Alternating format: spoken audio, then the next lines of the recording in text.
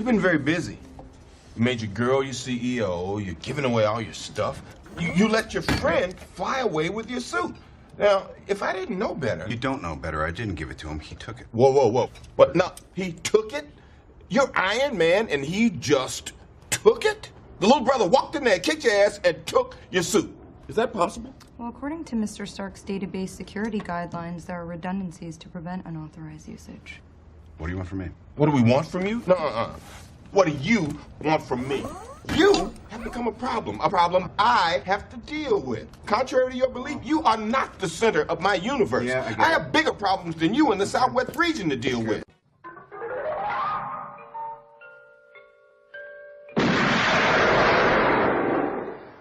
Do you expect me to talk?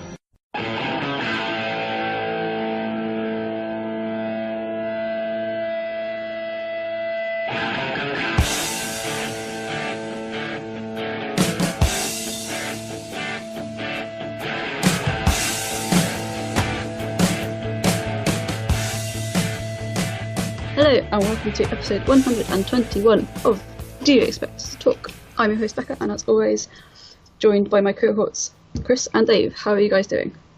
I want my bird. I want my board. I won't do it without the board. We were just talking about that before we started recording. It was Becca's nan, to be fair, but beggars can't be choosers. I want my bird. Yeah. That's like, I'm sure we'll get into that at some point. I've got some fun facts about that coming up at the end of the show. Yeah. Dave sounds thrilled. Birds are shit, don't like them. Anyway, in case you didn't get the reference, this time we are reviewing Iron Man 2, starring Robert Downey Jr., Mickey Rourke, Don Cheadle, Scarlett Johansson, Gwyneth Paltrow, Sam Rockwell, Gary Shandling, and Samuel L. Jackson, and many, many more. Score by John Debney, script by Justin Theroux, and directed by Jon Favreau, and released in 2010. Yeah, I didn't realise it was just Justin Theroux wrote this.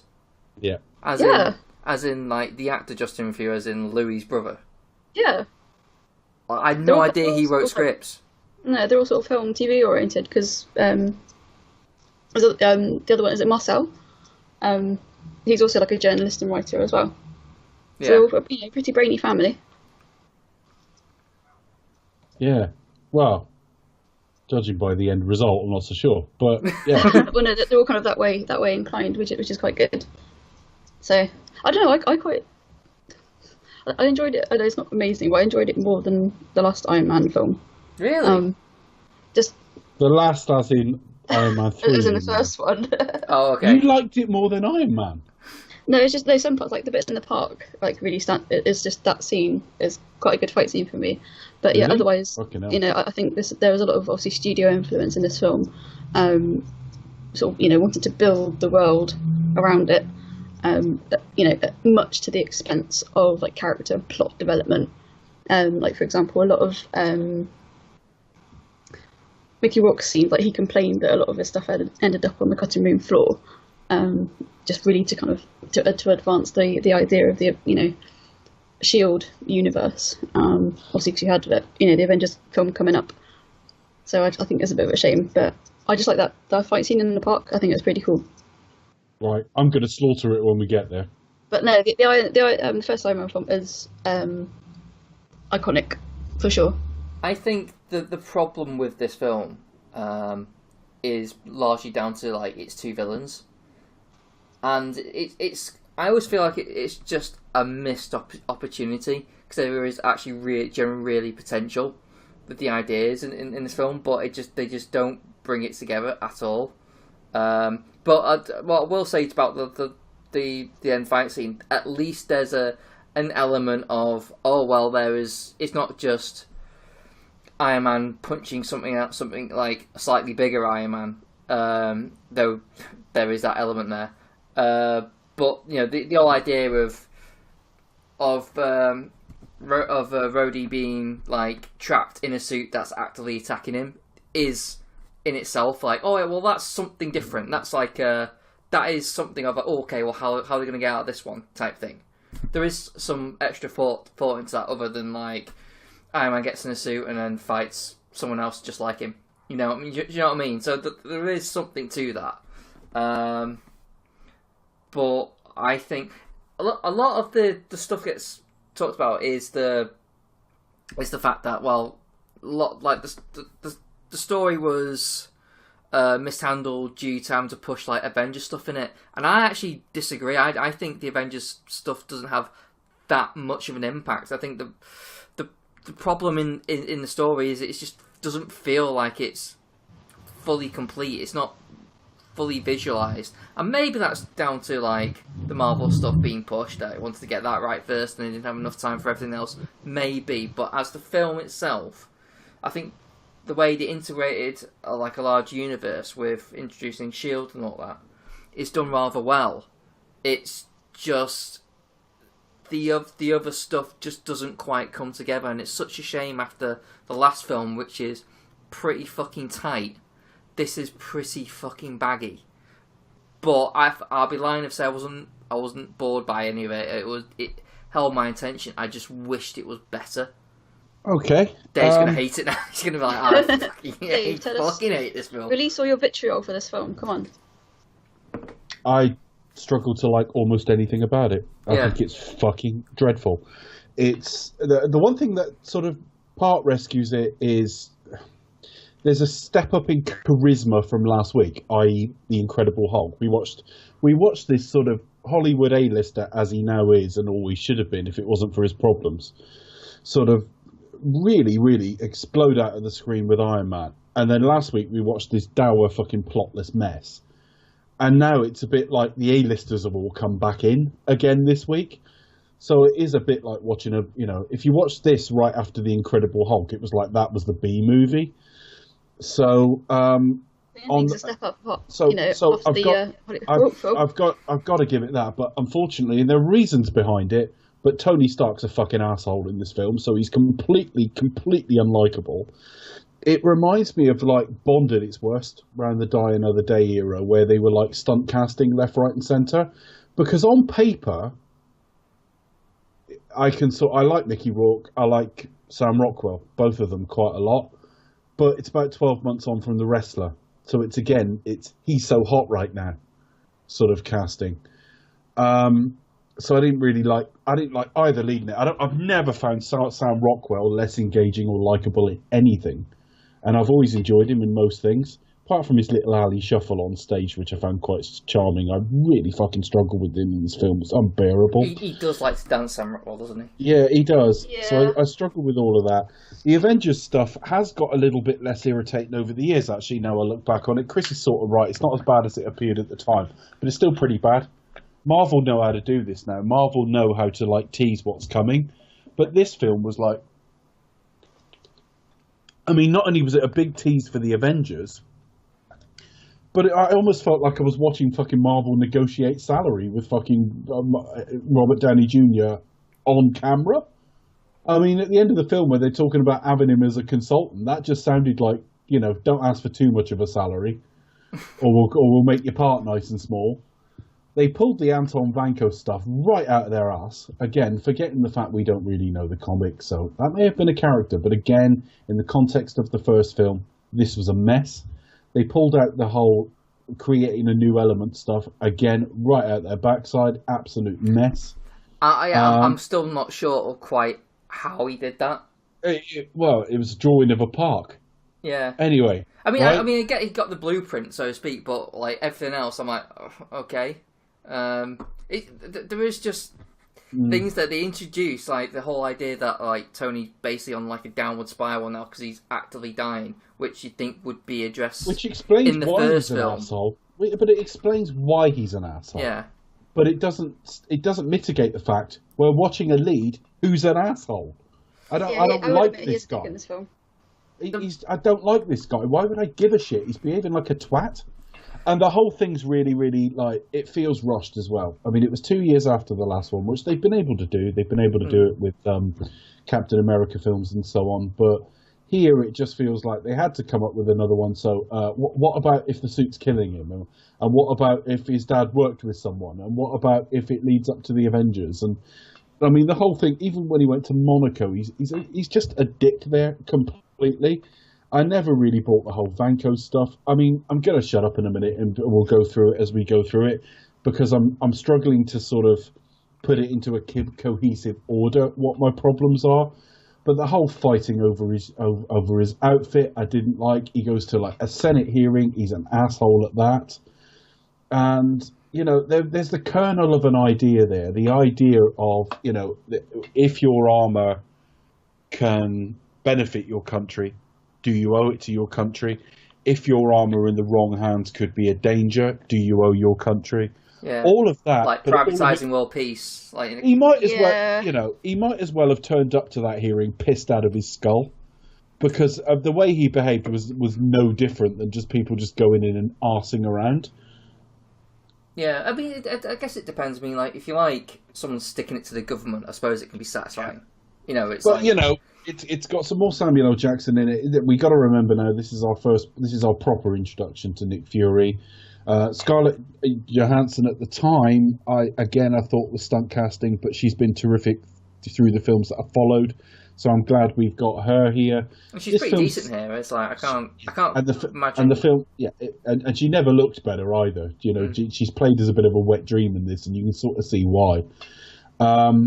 You know, there are things to like about it, but they're all in the small details. In the broad scheme of it, this film is an absolute utter mess.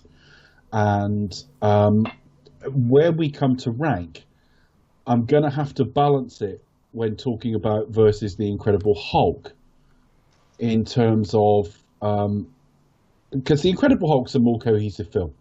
There's a through line. It all makes a bit of sense to me, but this has got some A-list charm in it, which actually kind of elevates it. But yeah, this is the messiest Marvel film I can remember. It'll be interesting coming back to those that follow, to see if any of the rest of them are as bad as this. Because at the moment, this is going to be fighting to stay off the bottom. I think it's dreadful. How do you feel about Don Cheadle as the new Rhodey? I wasn't that attached to the original one, so it didn't really matter to me. The only problem is they really didn't even look alike, so you couldn't even sort of suspend disbelief. We will talk a little bit about that as I go through. Problem is, I'm normally very good at separating man from art, but I've read so much about Terrence Howard over the years that isn't wildly flattering. Where everything you ever read about John Cheadle is really positive, and he seems like a really good guy. And he's done a lot of films since in this universe, so I'm perfectly happy. Wasn't that attached to the first one, so I don't care. Can't see Terrence Howard in this universe now. Can't see him as Machine. I can't see him. He is Rhodey now, pretty much. I can kind of see Terrence Howard like sort of as a bit more believable as pals with Downey Jr. Like, who? Sorry, Cheadle. Not Cheadle. Howard. I can see Howard, like, you know, them two as a pair. They kind of like match together to a degree a bit more than Cheadle. But Cheadle's probably a likable presence. So it's kind of balances out, if you know what I mean.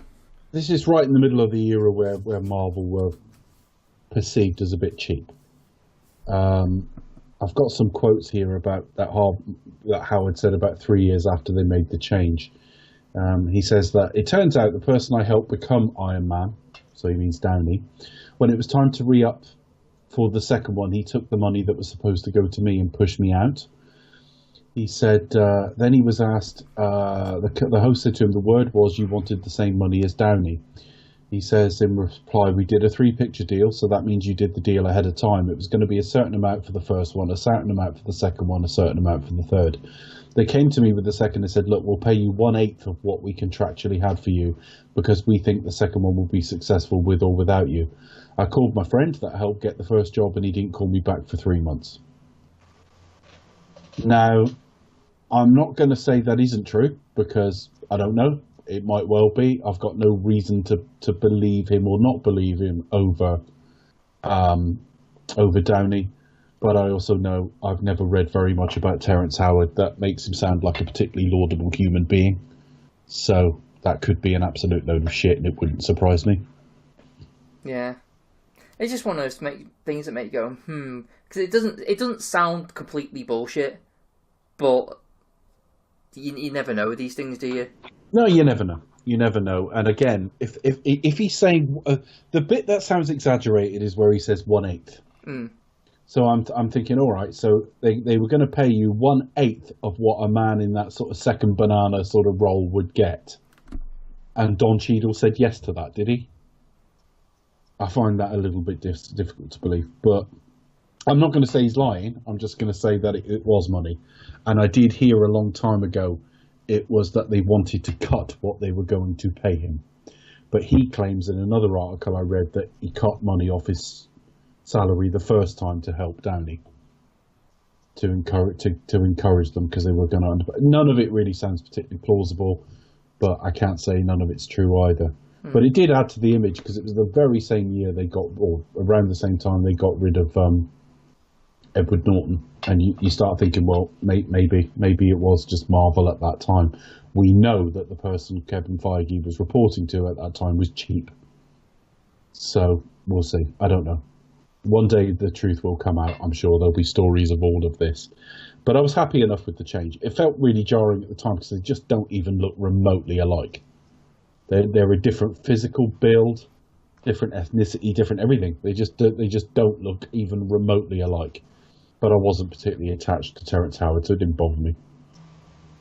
Yeah, so I just think the main weakness in this film, and what I really was disappointed was mostly the villains, and the villains just do not gel together to start with. When they do the double team thing, for starters, Sam Rockwell isn't threatening at all. No. Like he's, and that's not like based on his performance. He's doing what he's been asked to do, but his character is just really poorly conceived. Yeah. Like his whole character is basically a shit Tony Stark, and it's played for laughs. But there's no menace to it. I mean, like it really doesn't make sense. Like the same guy who broke and faked the death of Mickey Rourke's character out of prison, like which was staggeringly competent. Yeah, and it's kind of like and to be completely incompetent for the rest of the film, like and naive. The first scene is shit. Or one of the first scenes of the film, you've got Tony at a Senate hearing with Justin Hammer there, and he breaks in and shows all these examples of Hammer tech failing. So you've immediately got this guy is just not a match for him without Vanko, and Vanko's not in the film that much really anyway. Well, so I mean, we don't even know like why Vanko is that bright either. Like he basically has he has the knowledge of how to make the stuff via second hand, and that's pretty much it. I mean, he has an idea for there's no inherent genius. He's just got his dad's work. Yeah, I mean, from what we told, I mean, he's not set up in that way. I mean, there is like the parallels of like the two sons kind of thing coming together, and which doesn't really work. Well, the film doesn't do much to make it work. I mean, there's and then of course there, but... at the end, I mean, but Becca just spoke highly of it, and she can obviously speak for herself when we get to the end of the film. But I don't like the park in the end because like most of the drones are killed off with one silly throwaway move. That move's pretty cool though. I like the choreography of it, but I don't like how they chopped down the cherry tree. That's all right. It's all right, but as a fucking battle, he just went bang and just killed them all. No, that's it. And it's just a throwaway line at the end. But no, I think the choreography is pretty cool. And it's the first time that we kind of see the capabilities of that new suit. The design's nice. The design of the Expo's quite nice. It's basically Epcot, though, isn't it? But I mean, the a little bit.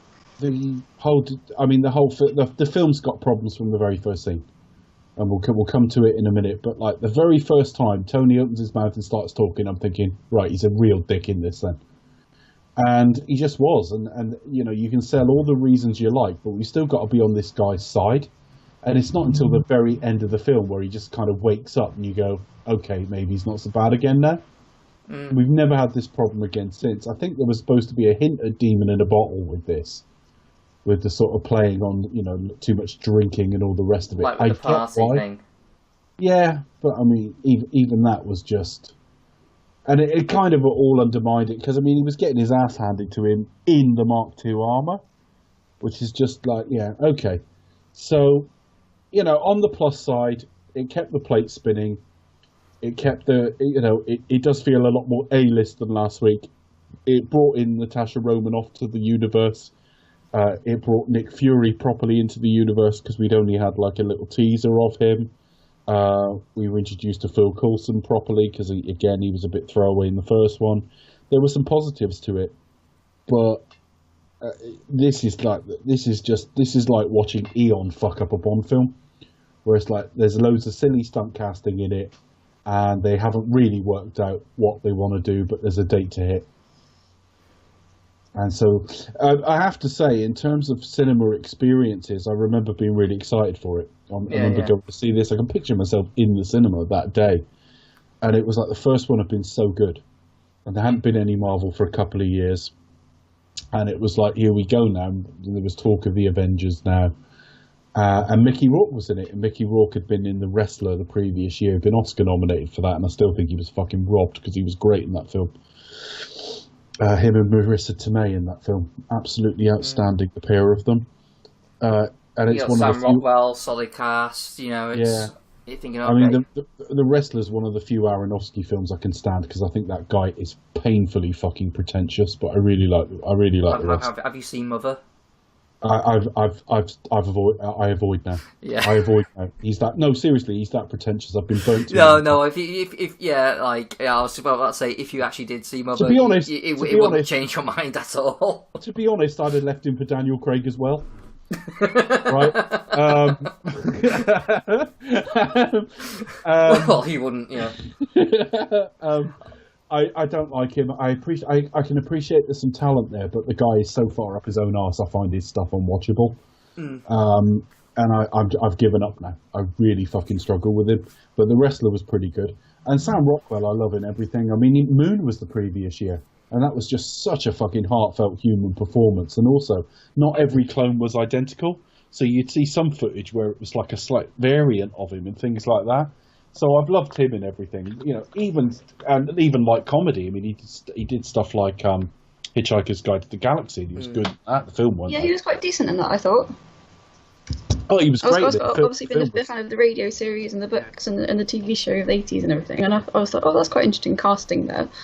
But actually, no, he came off quite well. Yeah, I really, really liked him in it. So, I mean, you've got that, and then we knew there was an expanded role for Nick Fury, so I thought that would be really good as well. But he's been good in loads of things. Rockwell, and I say Mickey Rourke was sort of on an upswing, but again, casting him in hindsight is now a little bit suspicious. It is like casting Halle Berry in a Bond film. It is like, oh, he's so hot right now. And they've largely stopped doing that since Marvel, just casting the fucking thing of the day. I mean, they haven't done an Eon and cast Christoph Waltz at any point. You know what I mean?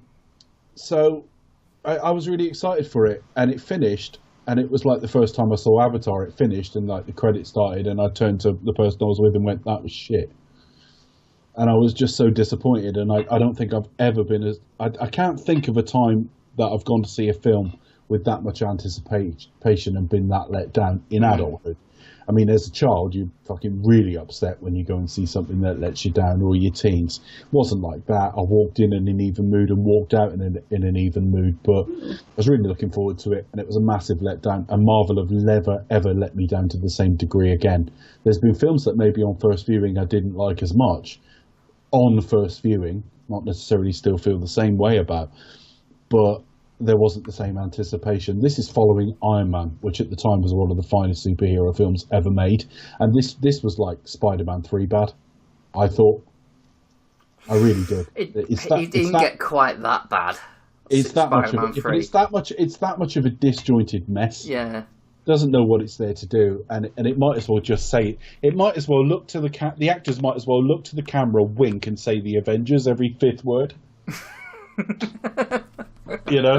So the main problem is I see what you're saying about the villains, and certainly they're not much of a threat beyond the Monaco sequence, which in some respects I wouldn't have minded if Tony had been fucking whipped in half, because he was such an asshole by that point anyway. But my biggest problem is the leading man is a dickhead, and you can there's only so much you can ever go with that. I'm watching a film with a guy thinking, why would I support this guy? Followed him totally through the first film, follow him totally through Iron Man 3, and I've got my problems with that film, but, I followed him through the rest of it. This is just, they've always got to balance the sort of slight asshole playboy with the growing, the growing man and the growing sort of social responsibility that he's learning. They've always got to balance, and it's so far out of whack in this film, it's not funny. Yeah, they do fail to really reach that sort of that human side, that kind of where he's distancing himself off, because he, it doesn't help that Pepper Potts is a constant mood with him for obvious reasons, and it just everything just feels like one big downer for most of the film. They didn't even progress that. I mean, that's another thing that Spider-Man, every fucking film we came back and she was captured again, and it was, oh, Mary Jane, and we never really progressed it. I mean, they progressed it on paper in that, right, in this one they're getting engaged and all that, but they never organically progressed it. The whole Pepper-Tony thing doesn't progress here the way it should. That's the one thing I don't like about this film, and basically when he, obviously they're in a relationship, but like when he forces himself on her, like towards the end, it's just like, no love, that's not what you do. But yeah, that did piss me off quite a lot in this film, to be honest. Yeah, basically the whole thing pissed me off, and I had a really shit viewing with it this time. Really shit. I couldn't wait for it to finish. Was it the worst viewing you've had of it? Ever. No, the worst was the first, because I went in with so much anticipation. This time I thought, I'd already watched it with the commentary, so I thought I can go with this, it'll be alright. And for all we heard about Favreau being rushed and being unhappy, he betrays none of that in the special features at all. It looks to be made with all the same professionalism and enthusiasm as last time. So I was pretty confident that I would have an okay viewing. I knew it's going to be near the bottom of my rankings. I knew. But at the moment, it's fighting with the Hulk to stay off the bottom, and I'm going to have to watch some pretty shit films to come in below it. Because we've got a really great film next week, so you're all right. We've got a very cheap film next week. Very cheap film, but also I am hugely biased. Yeah, but how much of that is your fancy Chris Hemsworth? Because that film is cheap and over serious. No, I do like it. I'm a huge defender of Thor. In fact, also, I haven't read much of the comics, but that was kind of like my way in. In its defence, Kat Dennings. How was that defence? That's probably like the weakest one. I'm joking, but to each their own. It's fine. It's all right. I'm not going to be too harsh on Thor at all, but it is the worst of Phase 1 and Marvel Ken Branagh. Cheapness. Unlikely director Ken Branagh. I love, but never mind. I disagree. I don't think it is that cheap. I think it looks really well. It's got some really nice. Considering its budget, it does look. I mean, we are jumping ahead. We are viewing like no, we've gone so far. We're just viewing Thor now. Considering its budget's the fucking problem. It's made on fucking tuppence. Look at the town they're in America. It's fucking like cheap as shit. It still holds up, and it's one of the most effects heavy films. It looks like Superman 2. Yeah, but it's but it suits it because the story itself is a bit more personal. It's a bit more about him and his brother. Exactly. Thank you, Chris. So you're right that Marvel like those things are Marvel made. not wanting to open their fucking wallet. Well, that's okay, what it is. that's fine. They pissed me off in the first phase. Okay, well that's fine, but this is like your studio sort of progressing into something bigger at the time, to a larger world. And they have to all right, okay. It got to a point though where Feige threatened to quit. That's how cheap they were. Right, yeah. Feige threatened to quit, and Thor is absolutely the worst offender. Where you just look at it and go, "That's not good enough." So I mean, they still had a decent effects budget because the Asgard stuff looks okay, but the stuff on Earth, I think you can't even be bothered to build a decent fucking town. That looks pathetic.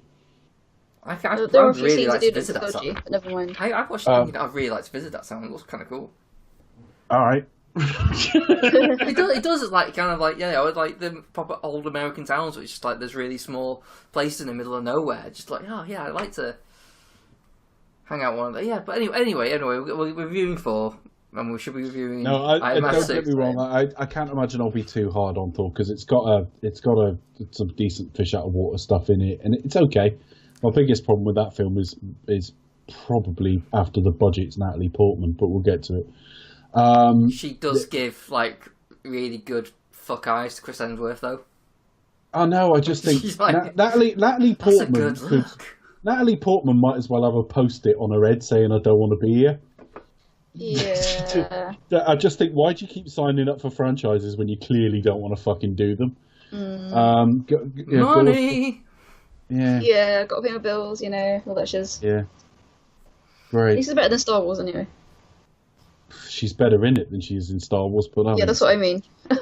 Yeah, but no, I mean, as for this, I think there was a general feeling of it was a letdown. I do remember almost everyone I spoke to was like, "God, they can't stop wanking on about the Avengers. The public need to be sold on it rather than you just continually fucking mentioning it all the fucking time." Yeah. I did feel a degree of them sort of trying to hide in plot the fact that they were in tough negotiations with Downey on money.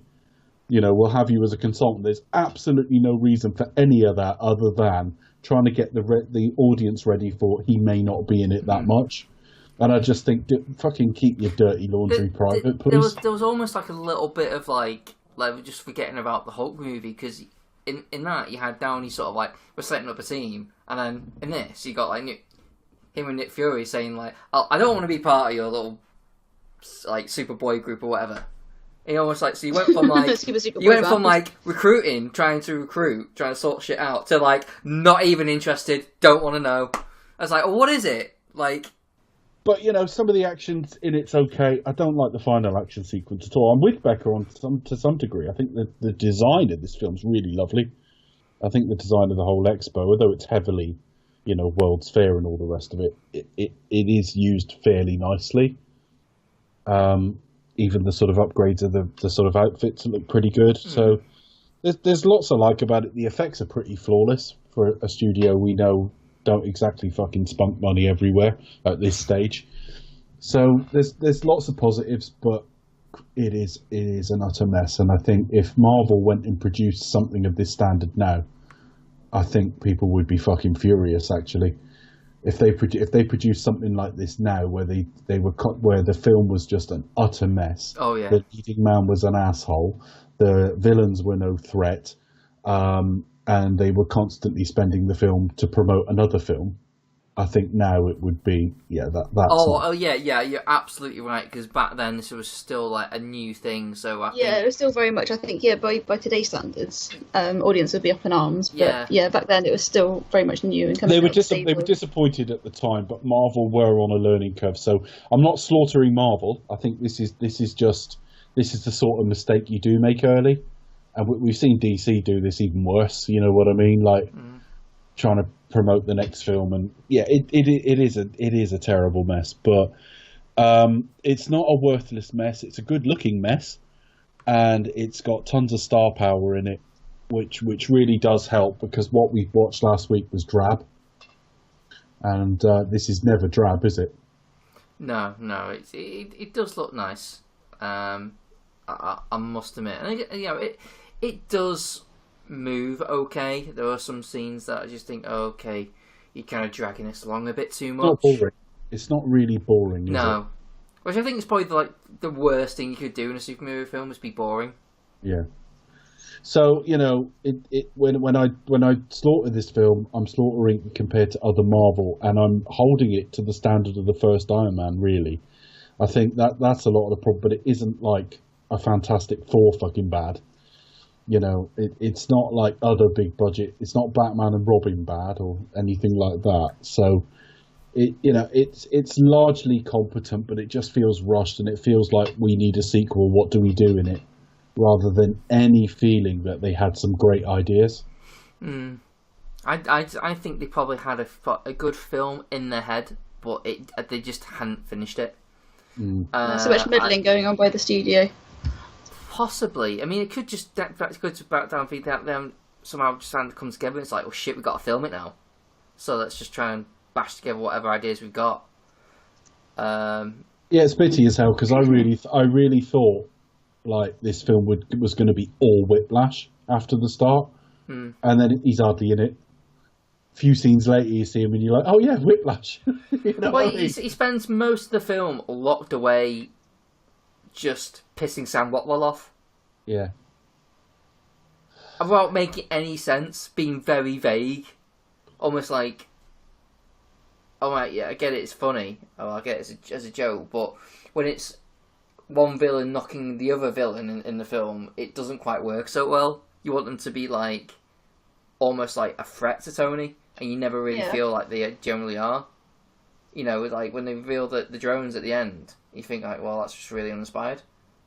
Yeah, they'll just be they reminded me. They'll just they basically will be just cannon fodder for the start when he goes to fight him. Literally their episode, I mean, they look a bit hardier than, but they're episode 1 drones, droids rather. If you look at episode 1, where you could just cut them through them like a knife through butter, I thought, well, they're going to be like that. And frankly, it was just weight of numbers. Anytime Tony focused on any individual one of them, he blew them away with one repulsor blast.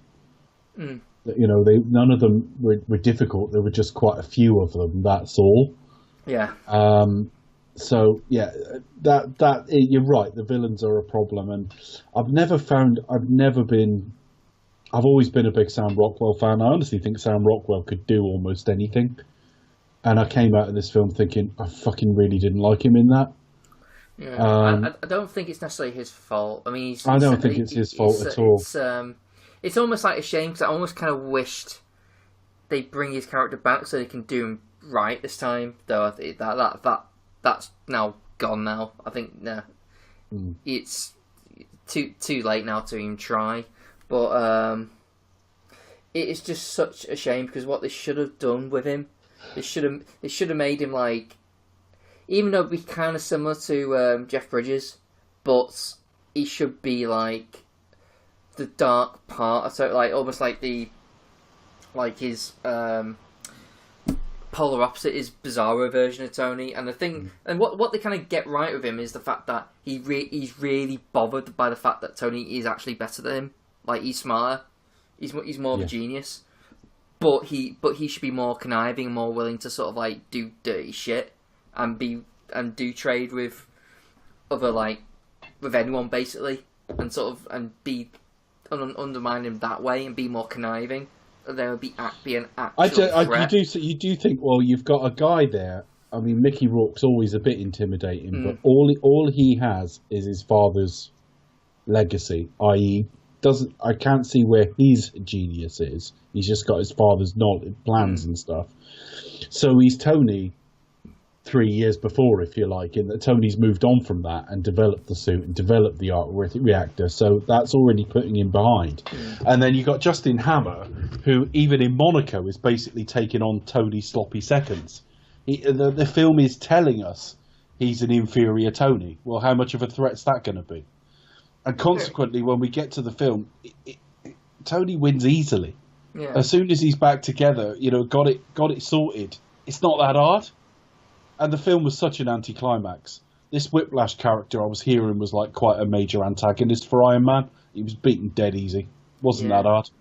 I mean, I think what they were going for is he got him by building the relationship back trust with Rhodey again.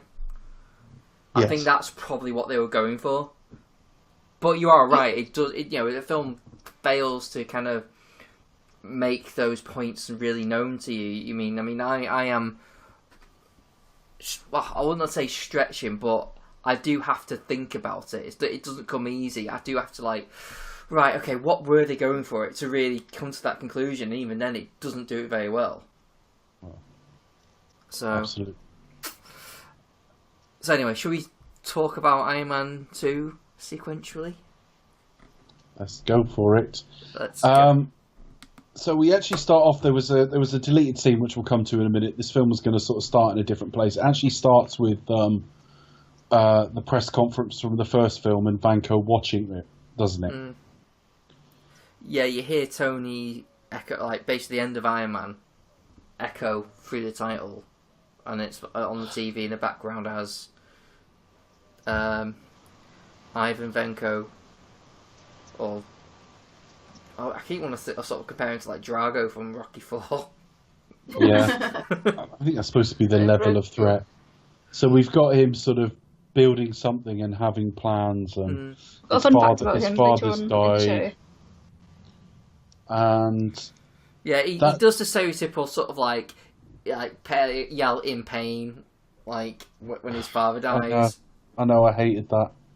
It's like, anyone involved in filmmaking has seen a lot of films. You know what I mean? They're film people. You think, come on, you've seen that before, haven't you? Come on, don't do that. That's so obvious. But yeah, here's the thing, and it's a proper movie thing, but no one ever does that. That very rarely happens when it's just like that.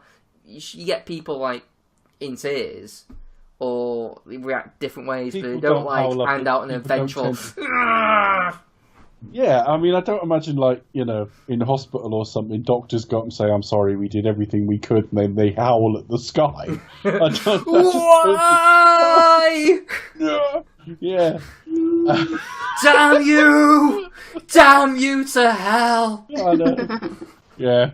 So, I mean, honestly, scientifically, the only people that ever do that are Mel Gibson and Wolverine.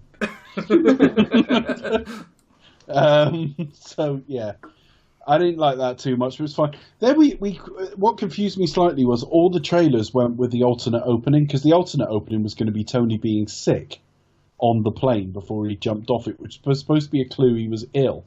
But then the bit from the trailer was, how can I put this without sounding dirty? Because it doesn't sound right in my head. Oh yeah. You want Pepper kisses his helmet? Kisses his helmet and then tosses it off. Yeah, that was what happened in the trailer. She had the Iron Man helmet in her hand, kissed it. He said kiss for luck. She's like basically bothering. She kisses the helmet wrong. She kisses the helmet, then throws it off the plane, and he jumps after it. You complete me. They didn't go with that, did they? They No. just went with him sort of stood waiting and then jumping off to was it AC/DC, wasn't it? Yeah. Shoot to Thrill. Yeah. Which hopefully will be on the start of this episode if it gets past YouTube. Yeah, I quite liked all of that, but again, nice visuals of him sort of flying down, you know, towards the city and all the rest of it. And then he landed to a big roar, and I liked all that, and then the sort of suit being stripped off him. But my first thought was, oh God, this is all my worries at the end of the first one. Because I was worried at the first one. I was like, oh God, what are they going to do? Have him be a fucking celebrity now? And here we are in Iron Man 2, and he starts talking, and they've got women dancing with like the arc reactor light on their chests. And I thought, oh fuck, a celebrity superhero, this is going to be awful. And then he opened his mouth and boasted like a twat for 5 minutes. And I just thought this was awful. Yeah. Visually, it's great until he started talking. He is... I guess there is always an element of like, well, Tony's got an ego, but this now it's like an ego with a genuine purpose. Yeah. But obviously, what happens when you're... I mean, the film would touch on this probably a bit more, but it's like the fact that, you know, now he's got this heightened celebrity aspect to him now. It's all going to his head, and he's losing who he was. But the film doesn't really address that too much. No, because in the scenes that follow, we're still supposed to see him as having a completely defensible point of view. Not you're being an arrogant dick. Yeah. Or at least they meld the two so uncomfortably that we're not sure what we're supposed to think. I mean, we'll come to the sort of Senate. I'm saying the Senate, but he's talking to a senator. That whole hearing thing, which we'll come to in a minute, you're supposed to sort of believe the substance of what he's saying, but he's behaving like a dick. And I don't know if the film is telling us he's an asshole, or just look at good old Tony holding court. Yeah, I think it is more that. It's more the fact that he's just enjoying himself, or kind of doing the Bond thing of like never let them see you bleed. Yeah. Thing. So like sort of acting like you don't give a shit and just being really obnoxious to kind of like just to piss them off, just because like, well, I'm not gonna fucking see me sweat or see me ill. Or make myself look weak. I'm gonna do like the exact opposite.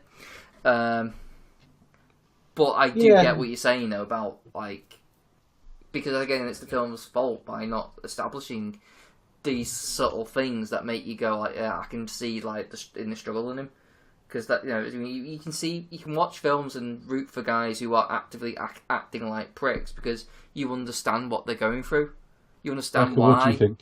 What did you make of all this? Yeah, it's a little bit on the ridiculous side. But I totally get the idea about how basically Sam Rockwell's character is just he's kind of meant to be like the antithesis to Stark, and is just like falls flat on his face really.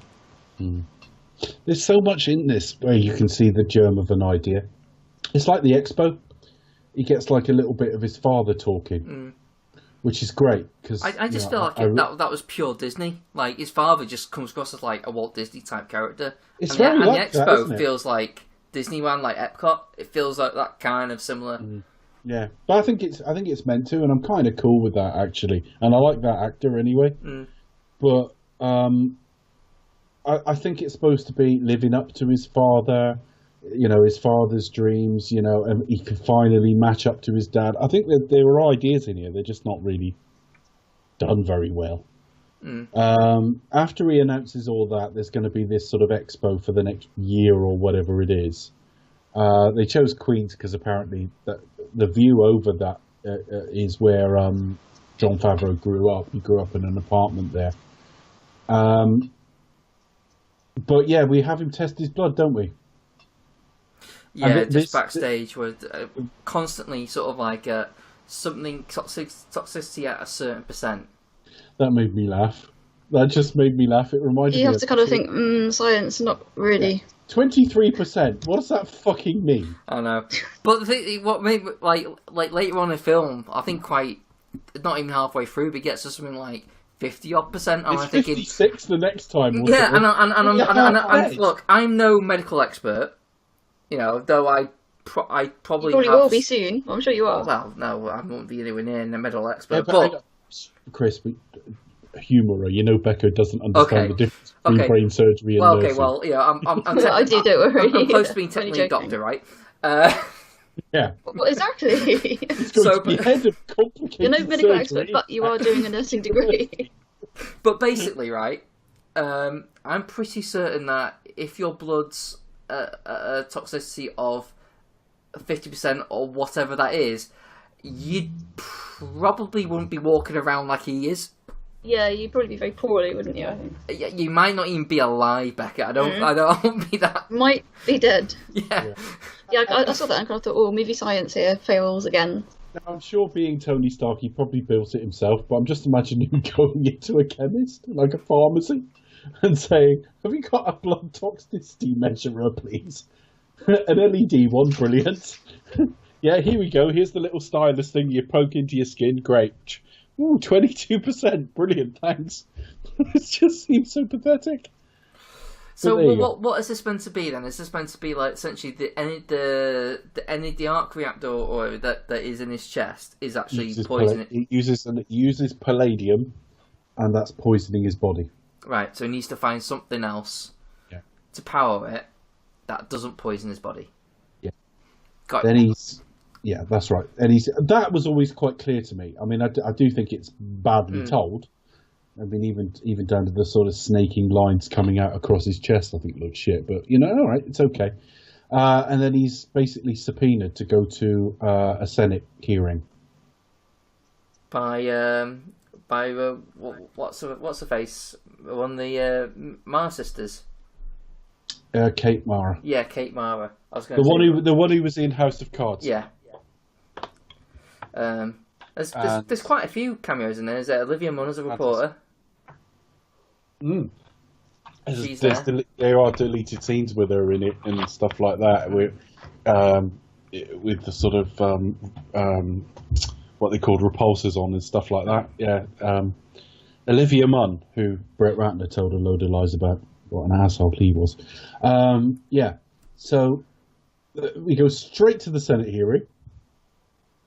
And they're all right. The problem is they've cast Gary Shandling here, the late Gary Shandling now, who we'll find more out about during some of the later films. It's the Winter Soldier, isn't it? Sorry, yes. You're right, sorry. Yeah, so there's a clue there in the name. Which name? The Winter Soldier. He's not the Winter Soldier, though. No, I know, but that's oh, never mind. I wonder why he had. Coming up later. I wonder why he had a vibranium arm. Yeah, okay. But the Senator's a really unlikable character. Tony's a really unlikable character. And a certain percentage away through the interview, they introduce Justin Hammer, who's a terribly unlikable character. And I'm sat here wondering who I'm supposed to root for. Everyone in this film, everyone in this scene, with the exception of Rhodey, is a twat. Rhodey's all right. Quite a nice. I like that. They do kind of announce, because he comes in and he said, "It's me, get over it." Little nod to the fact that it's not who you were expecting to see. It's not Terrence Howard. Yeah. But they're basically saying this technology is going to be copied. Yeah. And it's a weapon, and we're trusting you to protect us, because he is talking about I've brought world peace and things like that, which seems a bit extreme. I can't imagine one suit would bring world peace, but there you go. So all of that just seems a bit much, and Justin Hammer is sort of given sort of evidence. Rhodey is forced to read his own quotes out of context, which basically, out of context, they're basically saying it is a clear and present danger. And you've got Hammer, but it misses out the however bit, like yeah, which he forces in, even though they're trying to shut him down like they're lawyers or something.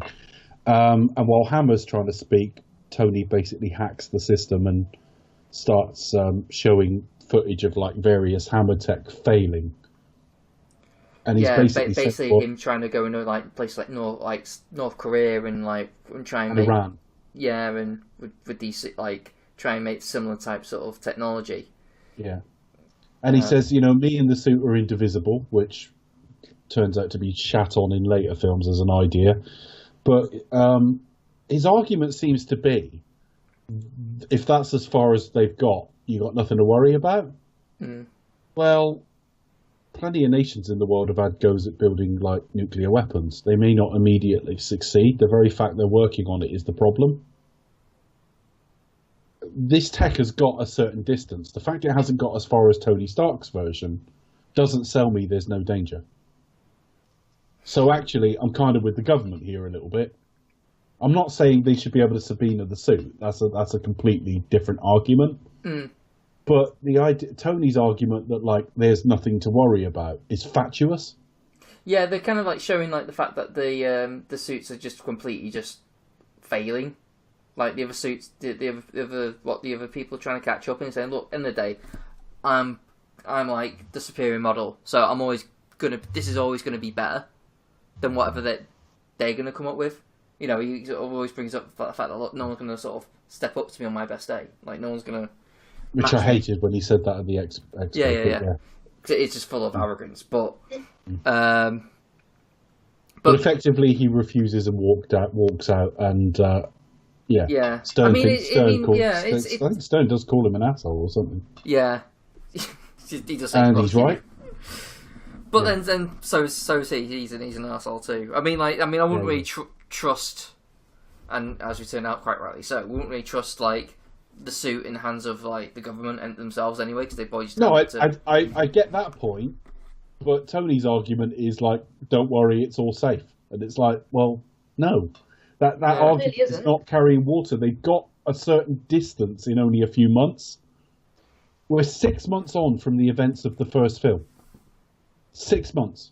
I know the film's 2 years on, and we'll try to avoid timeline a little bit through this series. We'll mention it when it's relevant, but you can tie yourself in knots trying to work out when things are. So we'll go kind of the Bond angle, that they're set in the year they're released, but it doesn't mean that they're the same distance in time from the first film, if that makes sense. So we're 2 years on from the first film, but Iron Man did take place in 2008, and this is 2010, so it's kind of a shift in timeline, if you like.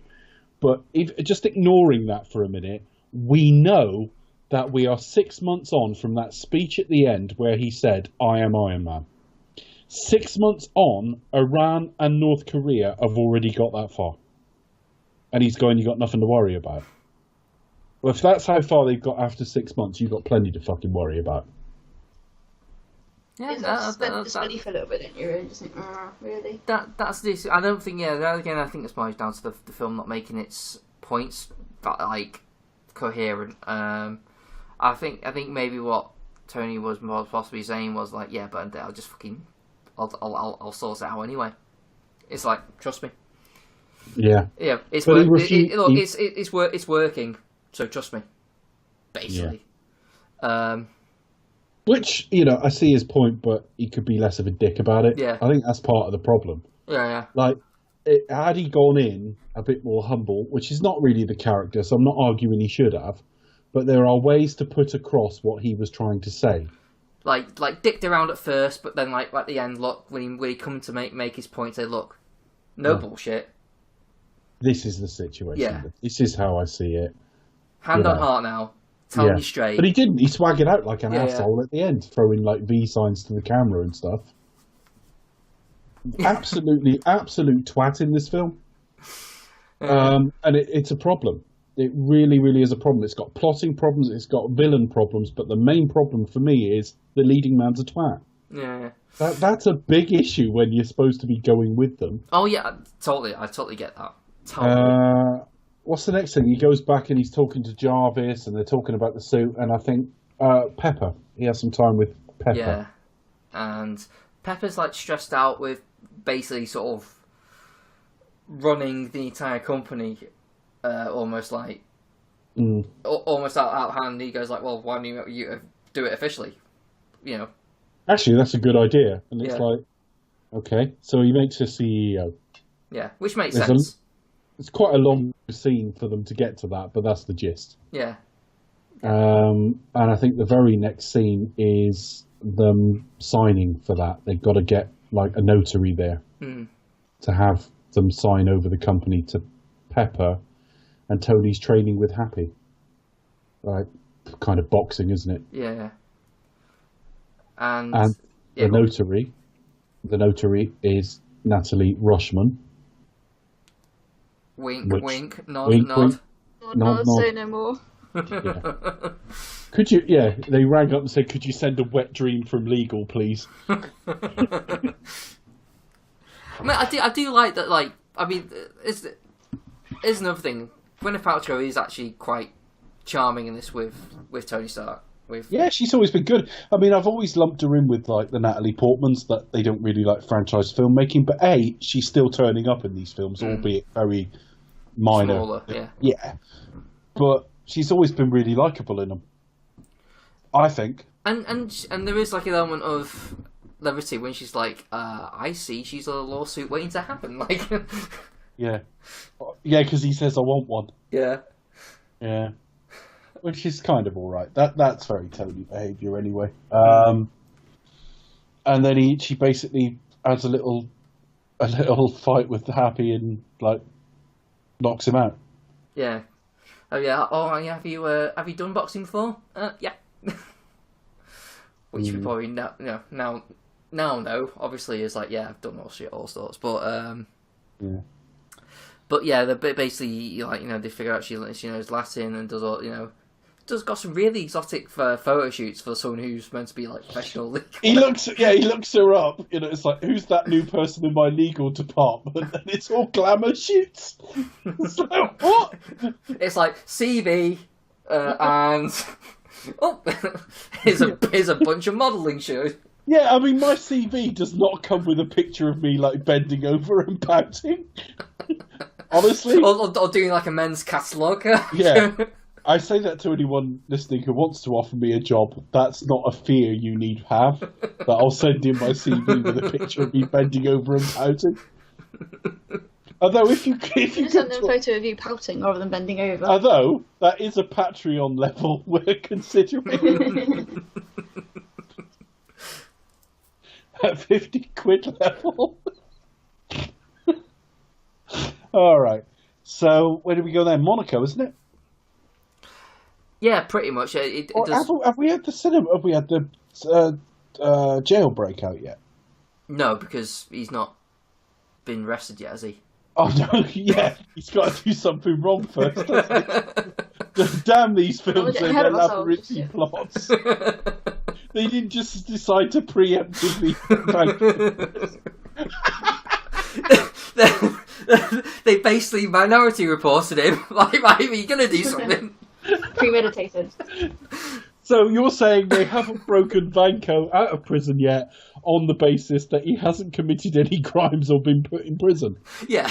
Well, that's just fucking nitpicking. Massive plot hole. In my opinion, yeah.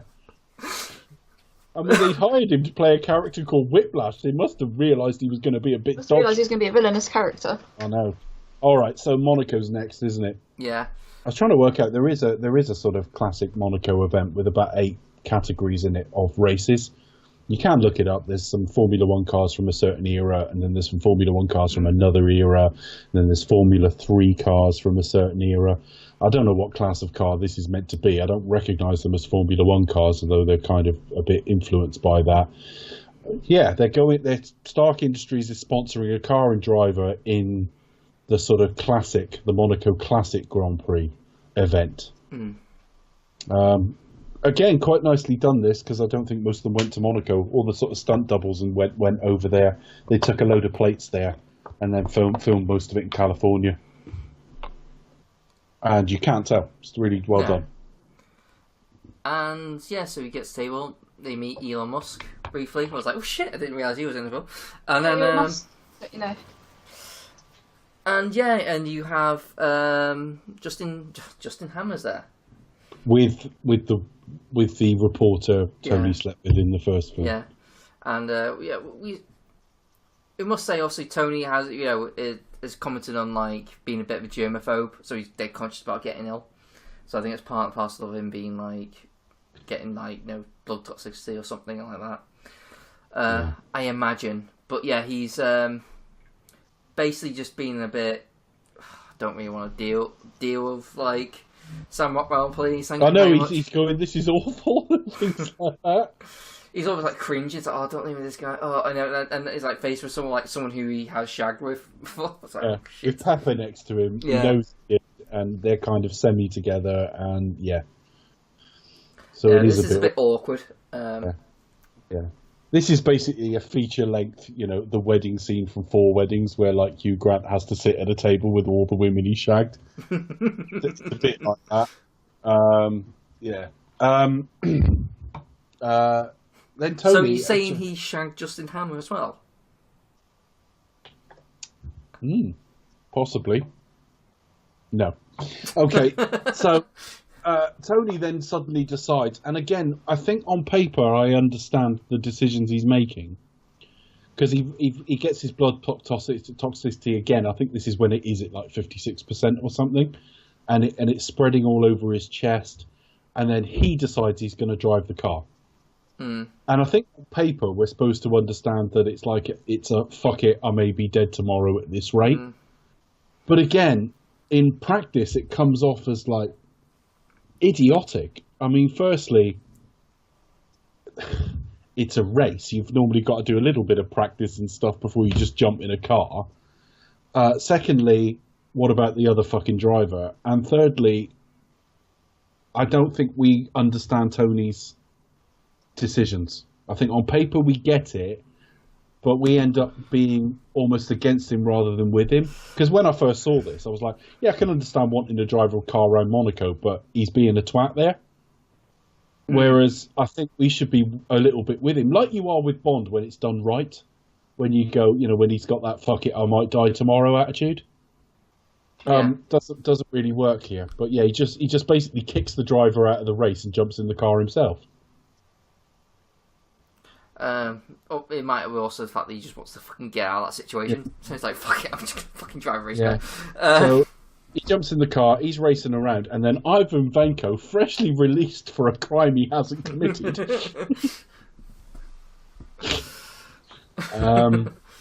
This is one of the poorest effects in the film, and the film's effects are really good. But when his suit burns off him, that looks terrible. I think that's probably one of the poorest effects in the film, unfortunately for me. generally they're okay, obviously given the year and the budget. But yeah, I do think I was really astonished. I was like, really? Yeah, it didn't look very good, did it? I remember kind of going to see it at the cinema and sort of wincing slightly.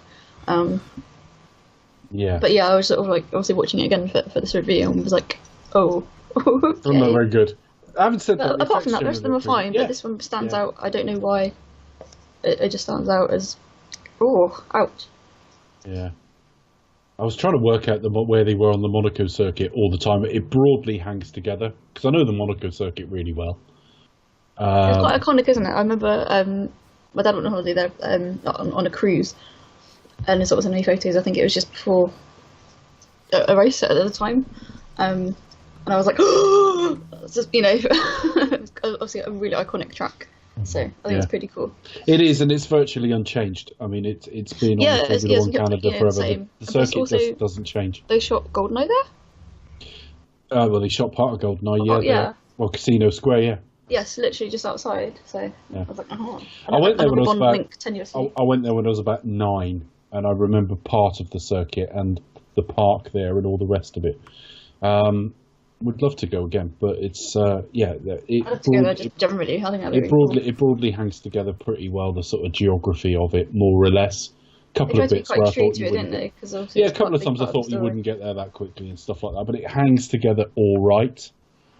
So Vanko basically is posing as a steward or a security or something like that. Yeah, he's kind of like a mechanic, one of them people in race crew. Right. I think so, anyway. So he's basically got these sort of energy whips, and he basically whips right through a car, doesn't he? And then that sets Happy and Pepper sort of rushing up in like their Rolls Royce or whatever it is to deliver this briefcase to Tony. And he's at the same time, Vanko's kind of trying to destroy it with his whips. What did we think of this? Because the only bit I liked of any of this was the suit going on. The briefcase is the Mark V armor. It basically forms around him as a kind of almost interim set of armor, doesn't it? Yeah. Love that visual, and it was all in all the trailers. The action that follows it is a bit so what. Well, yeah, I mean,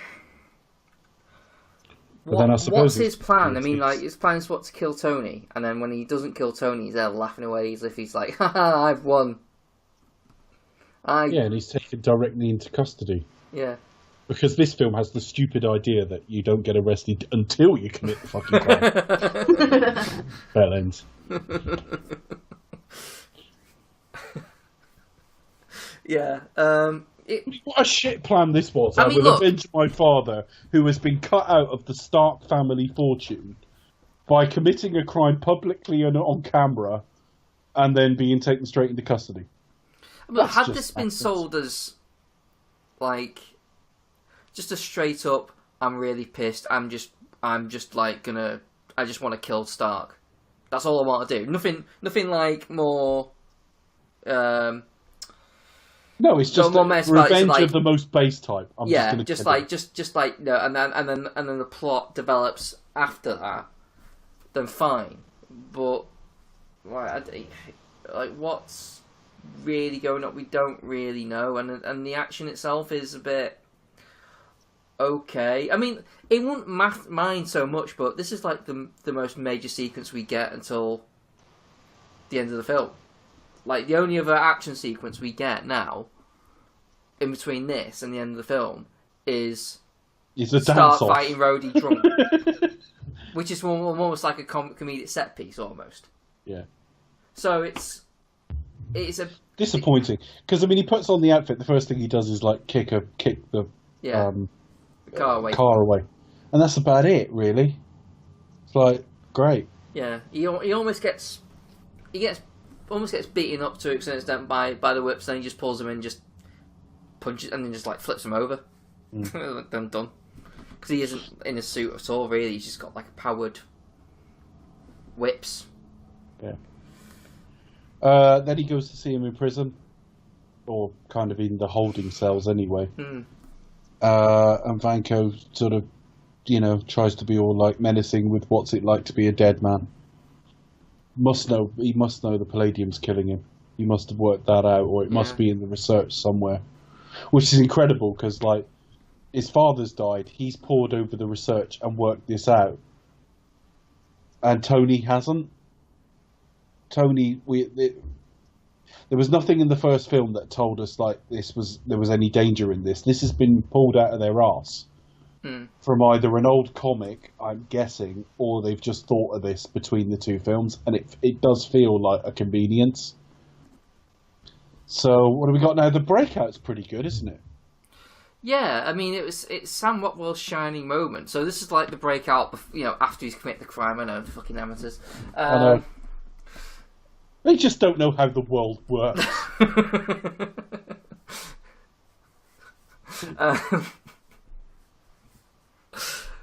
Yeah, I mean it's pretty nicely done. He gets a kind of guy who's kind of looks similar build, similar hair, like with tattoos, wearing the same like number.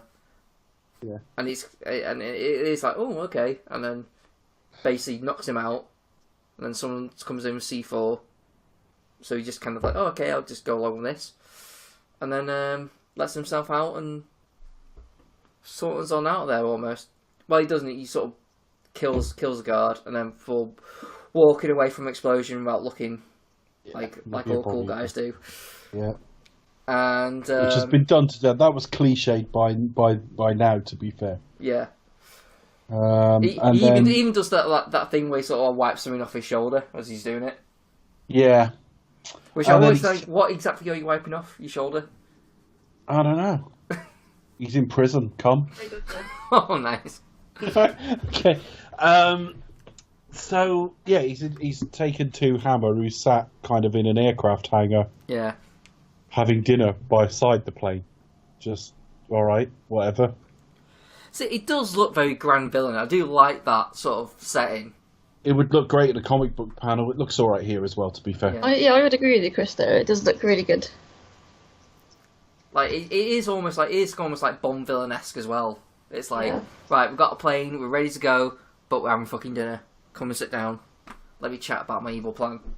Yeah, let me tell you about my plan, Mr. Bond, as we eat this delicious meal. But the evil plan, but there's no real evil plan. It just goes, I want my bird. Yeah. I want my bird. On my bird. No, Hammer, by the way, seems to think that Ivan Drago is Ivan Drago? Branco. You're getting confused between that and Drago. Yeah, Drago. So it's come out as Drago. Yeah, Drago. I must break you. Two of the best Schwartz all over again. Him and Schwartz, two of the best characters we've ever reviewed. Drago and Schwartz. I do love Chris's way with words. You know what? Drago and Schwartz do sound like a good double act, doesn't it? Yeah, Drago and Schwartz. The Fast franchise spin-off we've all wanted. Nobody's made. So that could be another thing we could have a Patreon for. Try and fund the script starring Ivan Drago and his faults. Who are they funding? They're funding us to write a script. Yep. Jesus, what a waste of money. Well, let's face it, the script writes itself. He seems to think just from him attacking it with the technology, seems to think that he's on like an equal pairing to Tony, like he's gonna give it get him the upper hand on him. And we don't know any of this. I mean, looking at him, he just he looks like Mickey Rourke, for fuck's sake. Yeah. Like, what gives you the idea that he's somehow a big genius? Like, well, I don't get the impression he is at all. He's understood the technology his father had a hand in creating, which means that he'd be able to reconstitute it to some degree, and that's about it. Tony can take ideas and develop them on because he fully understands it, and he's every bit the genius his father was, if not more so. I never get that from Vanko. I always think Vanko is he's just found like his father's work and gone, I can sort of do this. Yeah, I can pull shit together. Yeah. So.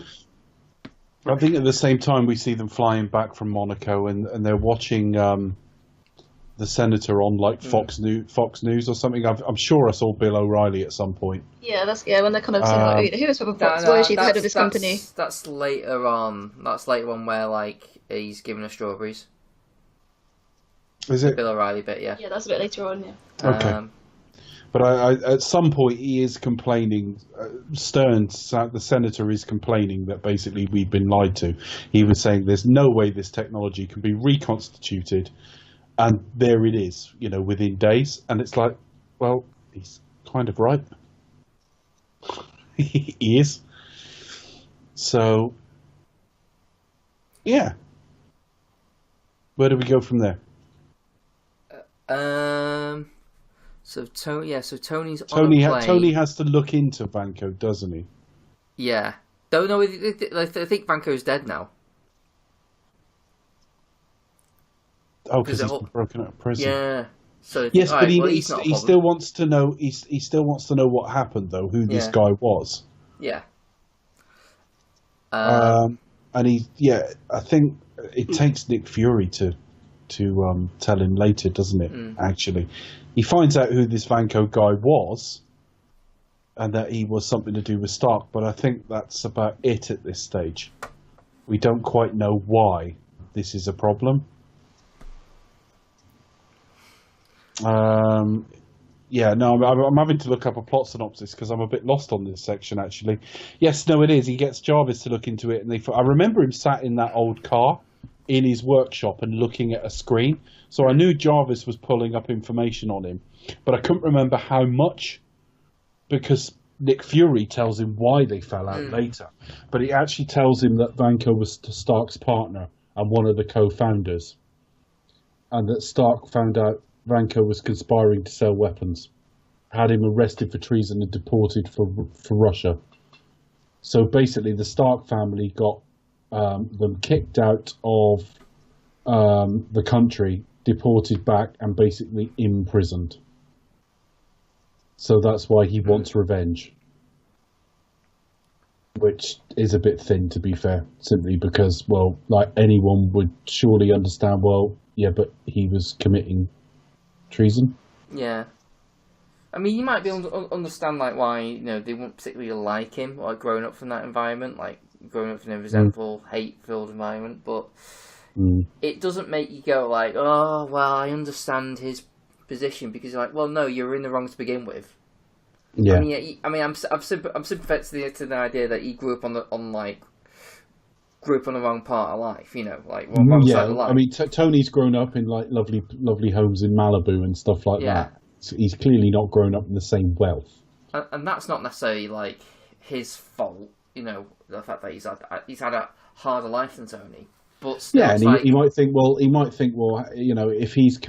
my father co-created it, I should have a share in all of this. So I kind of get that. Yeah. But probably maybe he's probably heard the side, his dad's side a bit more, which probably paints him as a more like guy who's been wronged rather than the actual truth. So yeah.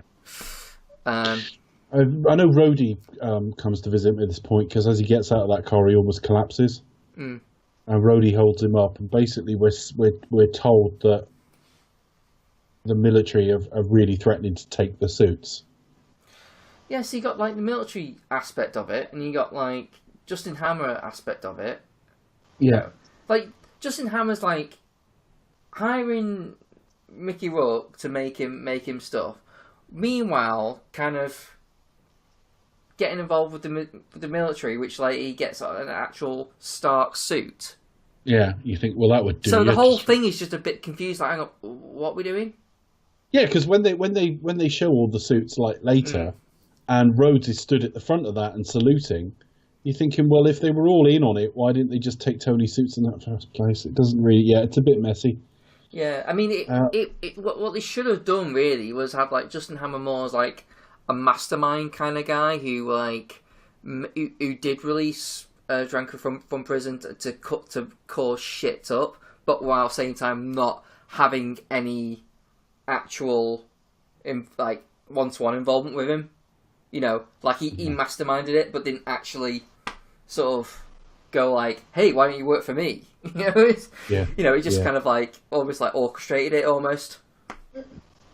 That would have worked better because then it would have been more like, well, you know, that's not my plan. This is my plan. But anyway. Oh well, then I think we must be coming up towards the birthday party now. Yeah, it's kind of along that lines. I mean, so Tony's obviously getting sick. He thinks like this is going to be my last party. Natalie. Again, it's almost like I can sympathise with this. I can think to some degree in that there have been times in my life when I think of relationships where I've like ruined it a bit. And having thought I've kind of ruined this, I've then really fucking ruined it because you get like a fuck it attitude. I've already fucked this up. It's like let's fuck it up. Let's fuck it good and proper. When you see it through that prism, it makes a kind of sense. Yeah. That you go, okay, why is he behaving this recklessly? I mean, it would be one thing to be hammered at this party and making a piss pot of himself and possibly press there and everything. But when he starts, like, firing the Iron Man suit at, like, watermelons and things like that and accidentally breaking glass and so on, you start thinking, this is a major accident waiting to happen. Well, if you look at it through the prism of, fuck it, I'm fucked anyway, then it kind of makes sense. Well, the film does look through the prism of, like, Rhodey, and you really do feel like, oh, fucking hell. Tony's gone off the deep end. Rhodey is already the problem. The caveat to what I've just said is Rhodey warned him in the last scene. Yeah. In the last scene, he said they're looking for any excuse to take these things. The very next scene, Tony gives him that excuse. Like, not only you told us this stuff couldn't be replicated, it sort of is. We're getting there. You've also told us it's safe in your hands, and look at the state of you. You can I totally understand why Rhodey goes to take the armor. Well, yeah, you feel like he's got no choice. Because the guy he's supposed to trust is like kind of letting him down, and something this like serious. It's like I've got to do it. The scene's okay. I mean, he jokes. I don't know if he does it for real, but he jokes about pissing in his suit. Yeah. He's really hammered. He's like firing at things. He's showing off in the suit, and not knowing what to do, Rhodey goes downstairs and basically jumps in the Mark II armor, which is a purely visual decision because the Mark III armor's down there as well. You think jump in that? Because Tony at the start, right, in the first film, you had the Mark I armor, which was the cave. You had the Mark II armor, which was the chrome. You had the Mark III, which was kind of the Iron Man suit for that film, if you like. At the start of this film, he was in the Mark IV, which is like a sleeker version of the 3. Then you had the 5, which was the suitcase. And then you've got the 6 later on. So there are 5 versions of the armor now. One you can discount because it's the crap one from the cave. So there's 4 versions. Tony's wearing one of them. Do you see where I'm going with this? One will be ruined because it got damaged in the Monaco fight, which leaves the Mark II and either the Mark III and 4 or 4, depending on which one Tony is wearing. And he's actually jumped in the least technologically advanced because you can see the difference between them in an action sequence. That always bothered me. I was like, why wouldn't he jump in? Why wouldn't he jump in effectively Tony's last set of armour? Because in the first one we looked at it and he said next time, and he always had a soft spot for the silver. He had a soft spot for that silver one. Yeah. All right, good enough. Yeah, I mean that's all I've got. That's all I can assume. Yeah, but... no. If I hadn't said fair enough, then you'd have gone shit. I don't know what to say next. Yeah. But... All right, so this fight's a bit of a stalemate, largely because Tony's drunk, really.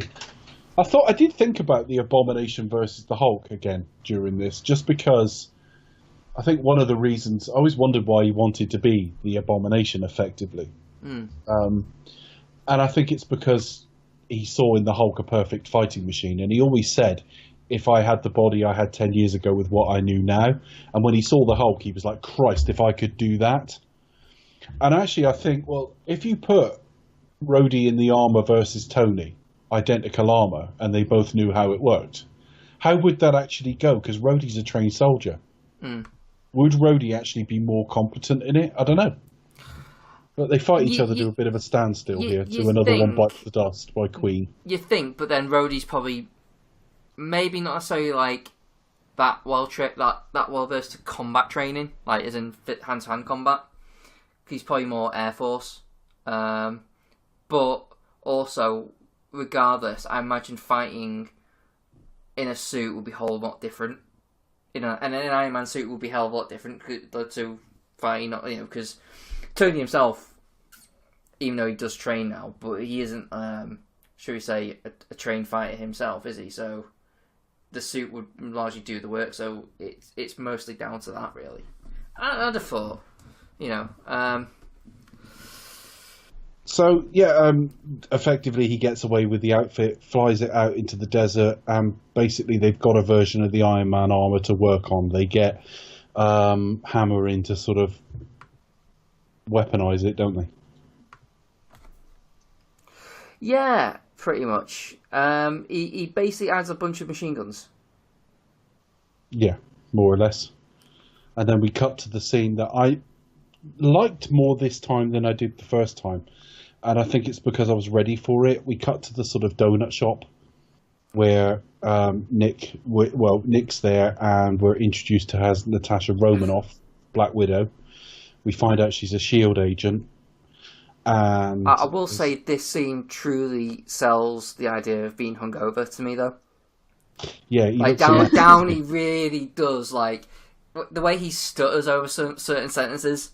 Like, it just, like, yeah, that is... It's quite believable. He does put in...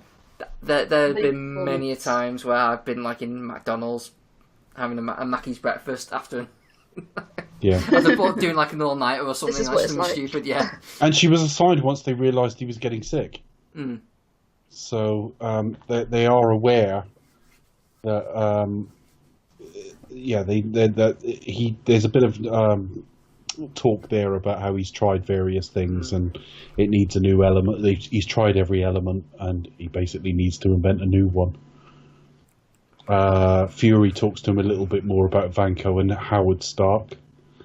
And Coulson comes to stay.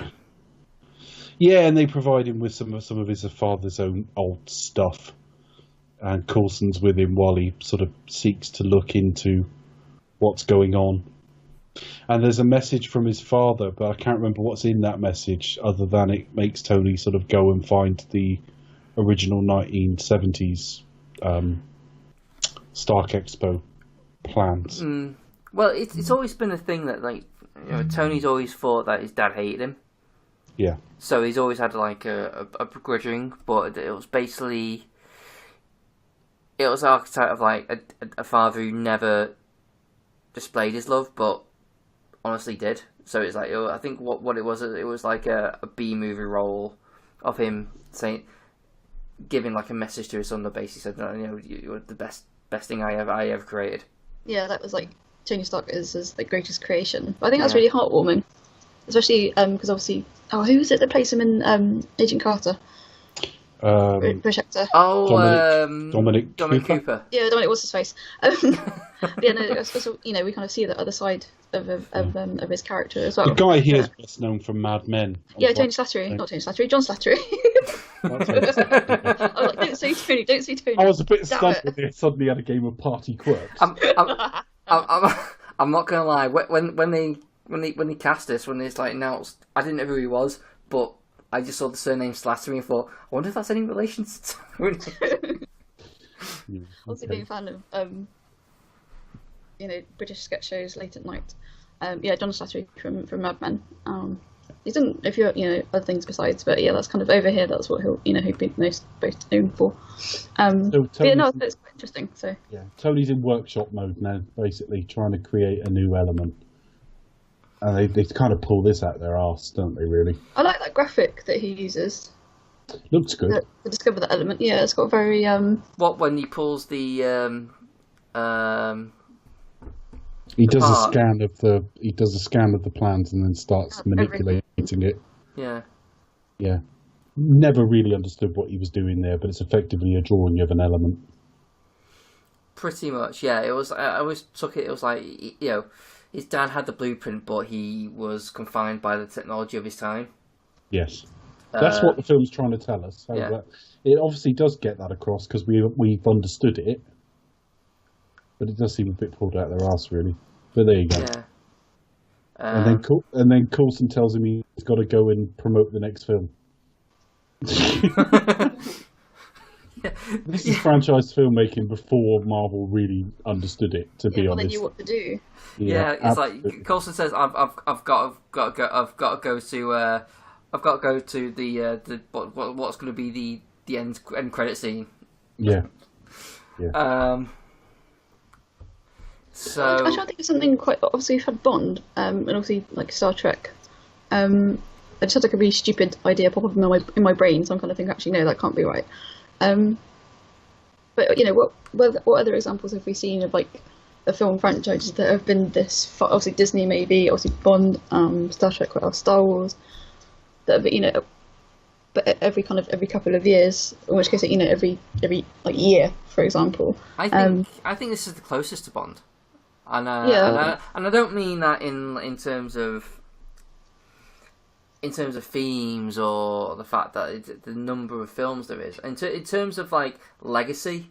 Yeah, and that's what I was thinking. We haven't seen anything like this and before. What it will probably mean to like other like future generations growing up. I did think this while watching this. Like,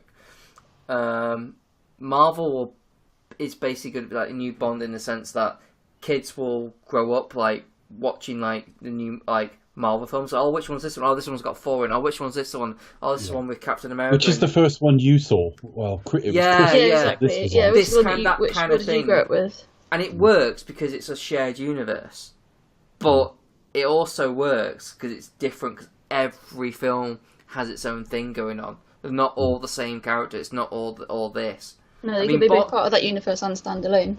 Bond did that to a degree by, you know, by changing its Bonds every so often, and the style changed with it at times. You know, each Bond kind of has its own flavour, so to speak. So in a really broad general way, this is the closest thing that touches Bond. So yeah, it makes sense for us to review it, obviously, but.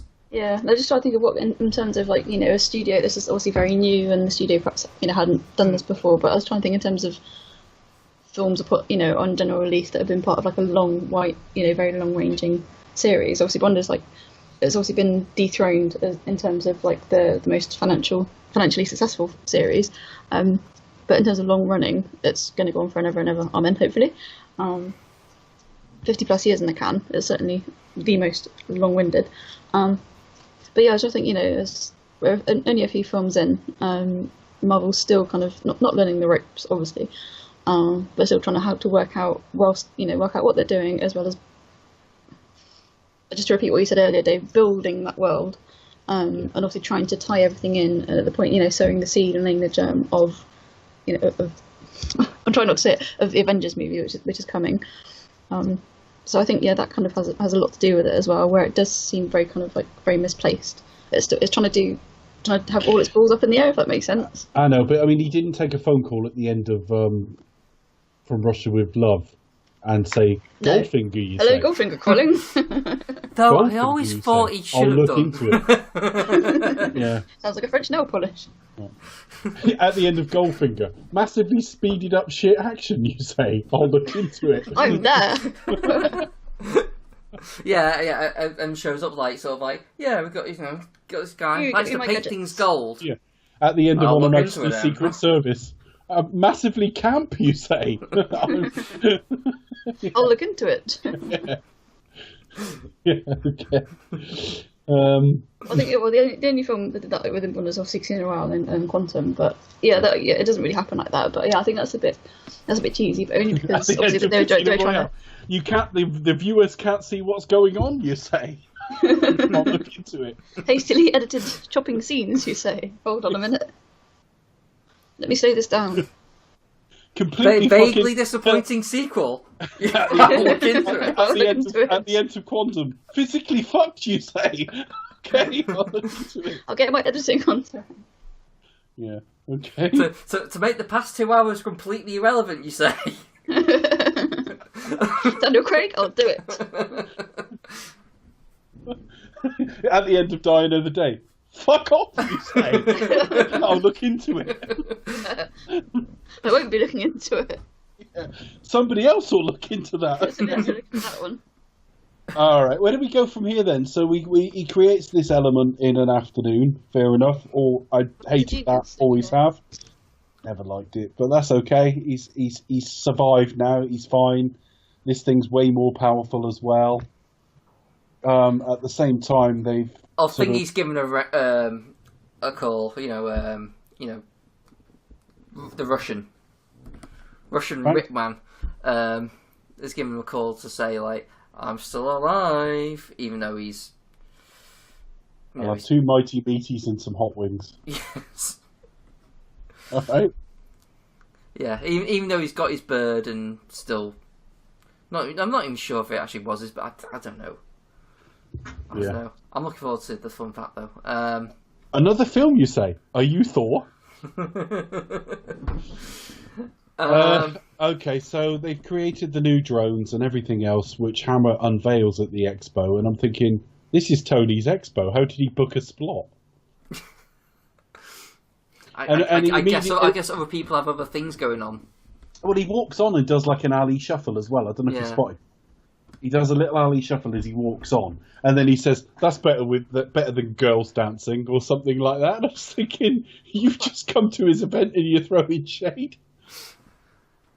Yeah, and that he's quite weaselly and quite unlikable. Yeah, he says a line that doesn't land. Well, they are going to run out of ink, and everyone's like weird. Looking at each other, going like, "What? What's that mean then?" I'm still not sure. Again, it's like, and he's supposed to be like the main villain, and we're just like, right, okay. But he's sort of locked Vanko away somewhere, and Vanko's hacked into this stuff.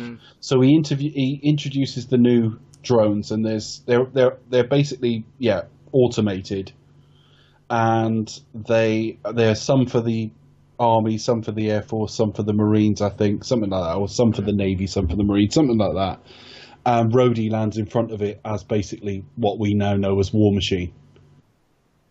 And Vanko hacks in. Oh, and Tony arrives and lands right in front of it. And the first thought I had was, take your dirty washing somewhere else, folks. Because if no one had hacked into anything, would they have stood there and had like a little fucking girly argument about it?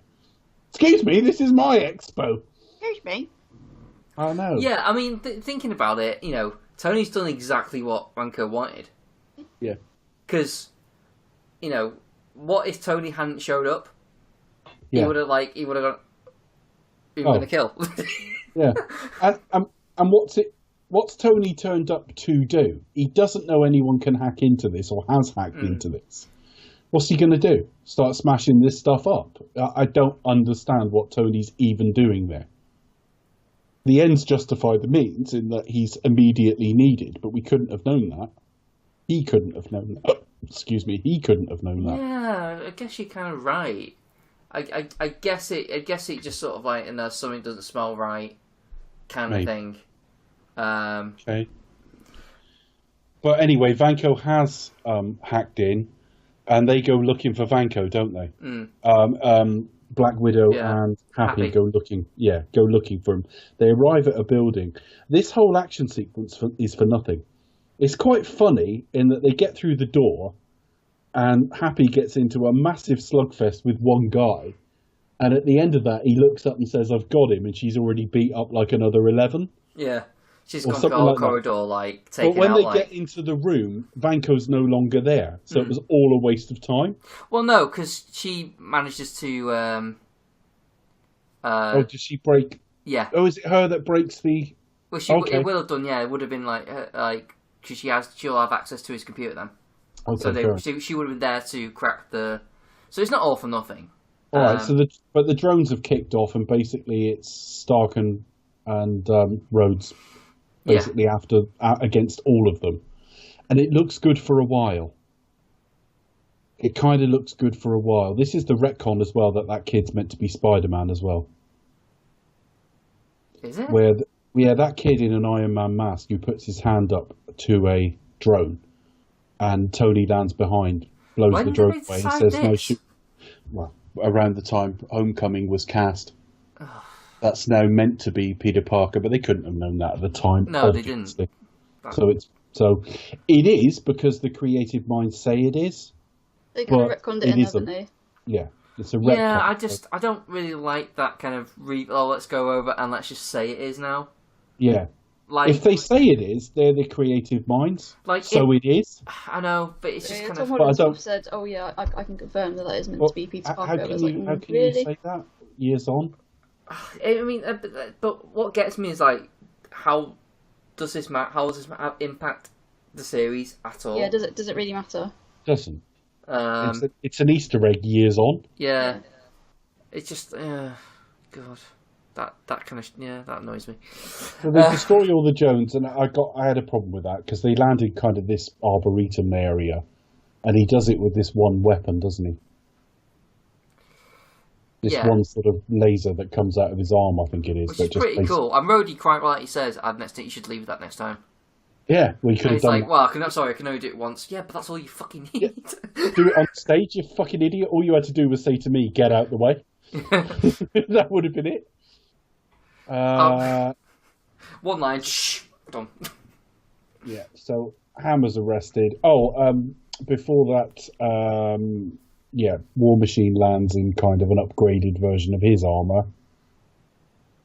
The only funny joke is when he fires that fucking missile at him, and just bounces off him and just farts into the water. That's cool. But that just sort of sells how just the Hammer's just a complete joke, and it's just like he's meant to be the villain. He shouldn't be the. He shouldn't be dangerous. Yeah. Like the fact that he's not Tony and the. Hammer's. It should be. Oh my god, Hammer's been involved with this. Yeah, it's Hammer, it's like he should be recklessly dangerous, and should be like, okay, this guy will literally do anything to get one up.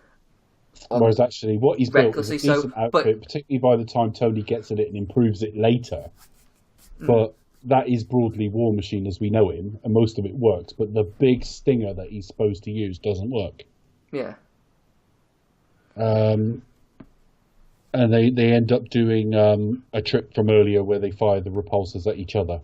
And it creates a big explosion and takes down Vanko.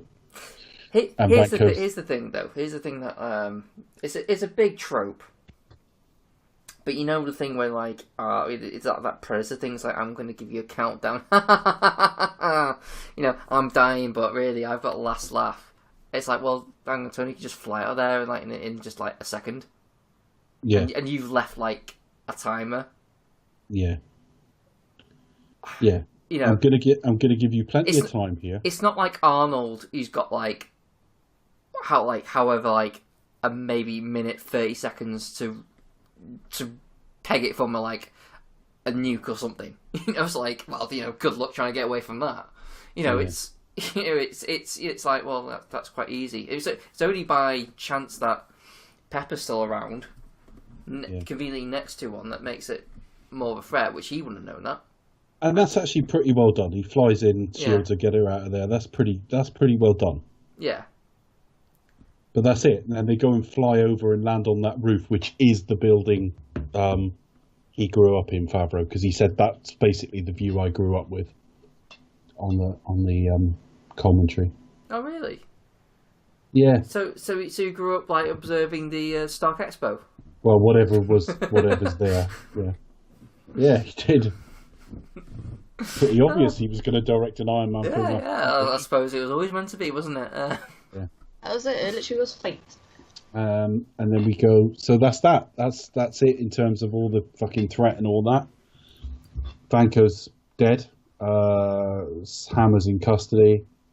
Pepper and Tony are sort of together. Yeah. He's War Machine. And then it's a debriefing with Nick Fury, which if you look at the screens behind him, that park fight from the Incredible Hulk's happening. Oh, right, okay. It's happening at the same time as the events of the Incredible Hulk. So that makes sense about him going, right, yeah, I take back what I said then. What do you mean? Because I was saying, like, it doesn't make sense how, like, Tony's not, in the beginning, in Incredible Hulk, he's out, he's in, and this film, he's kind of like, I'm not even remotely interested. But if this film is actually supposed to, like... The bar scene is after that. But yeah. Again, he's just a consultant. Why is he? I don't know. Yeah. They tell him he's unsuitable, and they want him as a consultant. And again, there was talk of his salary demands around here, and it's just that I just feel like it's art trying to borrow from life. Mm. Like, let's get you ready for he might not be in it that much, and that was still a possibility. I think until Whedon came on board, and well, we'll talk about that when the Avengers comes round. Because basically Downey Jr. talked himself into being the main player in that film. So they give him medals. Stern presents him and basically stabs him with the medal as he puts it on. That was quite a good one. Like, I know Just what a little prick can be. Yeah. Yeah, which just with made his me think big puffy face. God bless him. Made me think of Blackadder. Just a little prick. I haven't got one there. No, just a prick on your finger. I haven't got one there. And that's it. We go to credits, and then the post-credit scene. Coulson arrives at a crater, rings in, and says, "We found it, and it's Mjolnir." Yeah. Hammer of Thor's Thor. hammer. Yeah. Dun dun dun. Dun, dun, dun, dun. And that's it. Iron Man 2. Final thoughts, folks. Yeah, good fun, but underdeveloped due to machinations going on with Marvel not knowing what to do with their shit, basically. But anyway, yeah, I think ScarJo is the big draw for me in this film because she is pretty cool and kicks ass. And I got a fun fact about her coming up shortly. I think I know what it be. Yeah. I think we all pretty much feel the same about it. I think Dave's probably a bit more negative than anyone here, but we all kind of feel the same. It's just a wasted opportunity. Like, it's a bit of a letdown from the first one. But, there are ideas here that you just think, oh my god, this could be a better film. There's talent on screen which deserves better. But, that being said, even though it is a mess, it isn't boring. And, there were worse superhero films at the end of the day, and this makes, at least Marvel, as you say, Dave, gets its mistakes done early, and it's we are yet to see better. Or worse, if you like. Yeah, we're yet to see them do any worse than this. Yeah. I mean, I think that's the point. That for everything I said, which I agree with, maybe overstated a tad, I don't know, but. If this is the worst Marvel ever give us, then we're pretty lucky, because this isn't that horrific. I mean, it feels it at times. It was a huge letdown in 2010. It's a mess, but it's got a lot of A-list stardom in it. It's got some star power and draw and charisma that was kind of lacking last week. So how do I rank an absolute mess that's full of that's got its charms against a quite dour but cohesive film like we had last week? I don't know. We're gonna months before I have to make that call, really. Yeah, there are worse. I mean, it's nowhere near as bad as any of the Fantastic Four films. There are several X-Men films that are worse than this. Some of the DC films are a lot worse. Yeah, some of the later X-Men movies which are worse, unfortunately. Which one, sorry? Like some of the later X-Men films that have, especially the most recent ones. I'd watch this. Well, X3, yes. But Apocalypse, is terrible. Stuff like my god! In terms of the main series, I know they've had spin-offs like X-Men Origins Wolverine, which was awful. So several of them are worse. Some of the DC films, in fact, most of the DC films are worse than this. A couple aren't, but most are. Yes, the Dark Knight's a bag of shit. Yeah, I meant extended universe. I know they bloody hell. A couple of the Superman films, the earlier ones, are worse than this. So it's not that bad in the whole scheme of things. But as Marvel films go, this is about as bad as they ever did it because they rushed it. They didn't have the sort of machinery of sort of filmmaking probably up and running as efficiently as they do now. I think, yeah, they rushed it out 2 years after, and they didn't know whether they wanted it to be a sequel to the first one, whether they wanted to take the character on, or whether they wanted to hold it in amber for the Avengers. There's way too much promotion of future films going on here, and they do it a lot more subtly now. Subtle might be the wrong word, but they certainly fit it into its place a bit more effectively now than they did here. So it's a real mess. I can't be too positive about this film. The way the villains are poor, the action at the end is disappointing. It's beautiful, but the way they take down the drones and Vanko is just such an anticlimax. Whiplash was hyped up as a character, certainly in the hands of Mickey Rourke, who was hot news after The Wrestler, and all of that was a letdown. Yeah, that was meant to be like his next big thing, wasn't it? Because that was The Wrestler was very much like his comeback after all his alcoholism and personal problems as well, and plus various other health issues. And this was kind of like his next best thing, which I would have liked to see more to him. Actually, I think The Wrestler showed that he really did have chops, and that's quite interesting about him and Robert Downey Jr. Obviously, they both came to prominence like during the 80s, coming from similar sort of that's the era in which they kind of both became famous. It's a shame that we didn't really see more for him, just showing that with The Wrestler that showed that he did have like acting chops and could actually pull off a good performance. But it's a great shame. But hey ho, it is what it is. Yeah, there were like parallels, aren't there, between Robert Downey, like kind of similar. Arcs, isn't it? But yeah, they kind of had problems with substance misuse, and I mean, to be honest, I don't really know much about them beyond that. But they've kind of they've gone through it and come out the other side, and yeah, there are similarities between them really. Yeah, I mean, Mickey Rourke sort of quit acting at one point and started boxing. That's one of the reasons. Exactly, that's why. Yeah, in The Wrestler, definitely. Yeah, that's why he had lots of plastic surgery, didn't he? But The Wrestler was a really, really. It was a better performance than film, but it was a good film as well. Oh, definitely. And Marissa Tomei was really good in it as well. And it's just a very good piece of work. So there was a lot of hype around him coming into this. There was talk before, because originally they were openly negotiating with him, and he said no to start with because they offered him, typically for Marvel in this era, a pathetic sum of money. But they eventually got him on board, and it's a huge anticlimax, all of it. But I'm almost more angry about two other factors. The waste of Sam Rockwell, who I consider one of the talents of his generation, and also presenting to us a character who went through such an arc in the first film and have him be such an asshole for the vast majority of this film, even in scenes where I think he's meant to be innocently charming. There's meant to be a swagger to him, but I don't think he was meant to come off as such an asshole in that Senate hearing, for example. So it is a mess. It's as bad as Marvel have done, or it's certainly right near the bottom.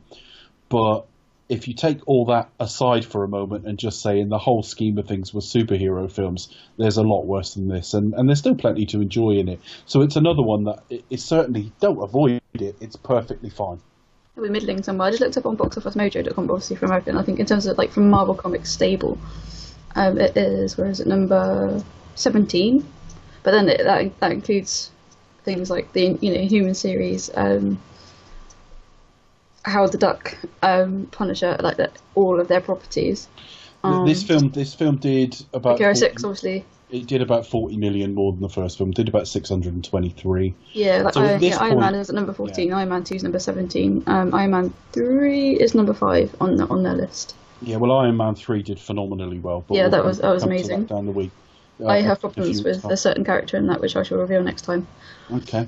Not next time, when we come to do it. I do from memory think Iron Man 3 is a better film than this, but I have problems with that as well. They really have actually only nailed Iron Man in a solo film in his first one. But that's why you need to nail it, really. This could be an awful lot worse. And the main thing was they got the first one right, because that's what kickstarted the universe, and they recovered from this. They did recover, and it's not a disgrace or anything. It's just if you're going to tease future films, you've got to be a bit smarter about it than this. But I think what helped at that time is because this hadn't been done before. No, exactly. This is what I was trying to get at earlier. It's like Marvel wasn't Marvel as we know now. So this had the luxury of being, it's just another disappointing sequel. We're kind of used to them. Yeah. So it kind of had the, it was almost like, we'll see what happens, and we'll see what the team up's like if they get to it. It did get me worried for team ups, because I thought if this is how they try and build cohesive universes, they're getting it wrong. And the two films that followed, I had some issues with as well, which we'll come to. Although I've grown to really like one of them. So when we came into the Avengers, my hopes were actually fairly low. The hype level was high. I was desperate to see it, but I was ready to be very, very disappointed. And I think actually that stemmed from this film. But it's not that bad. But maybe I would appreciate it more if I knew more about it, Chris. Well, there was a part of me that did think that maybe about the Avengers, it still might not happen, because you don't know. Because it's like these films are based on like success and appetite. So if the other films don't do that well, it's like, yeah. But I still feel uninformed.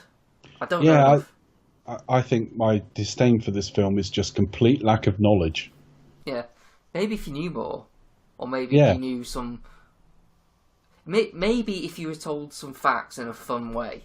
I think they've got to be fun, though, because I don't want a data dump of just, like, boring facts that, yes, I know more, but I still haven't felt the joy. Yeah. Well, I don't have a fact about anybody who died in this film. That's fun. I know there was very sad. The DJ. The DJ did, yeah. I don't have a fun fact about him, unfortunately. So. Okay. What, the DJ? Yeah. Really? Yeah, there's a film. It was his last performance in this film, and afterwards, the film was dedicated to him. In the Stark Mansion, when he was using palladium. Palladium overdose. No, he was very silly poorly. boy. He passed away. So he had a drink. I think he had an alcohol problem. DJ AM, is it? DJ AM, that's the one. Adam Goldstein. Oh, okay. Anyway, not a very fun fact. No. Well, that's made me love the film more because it was light and fun.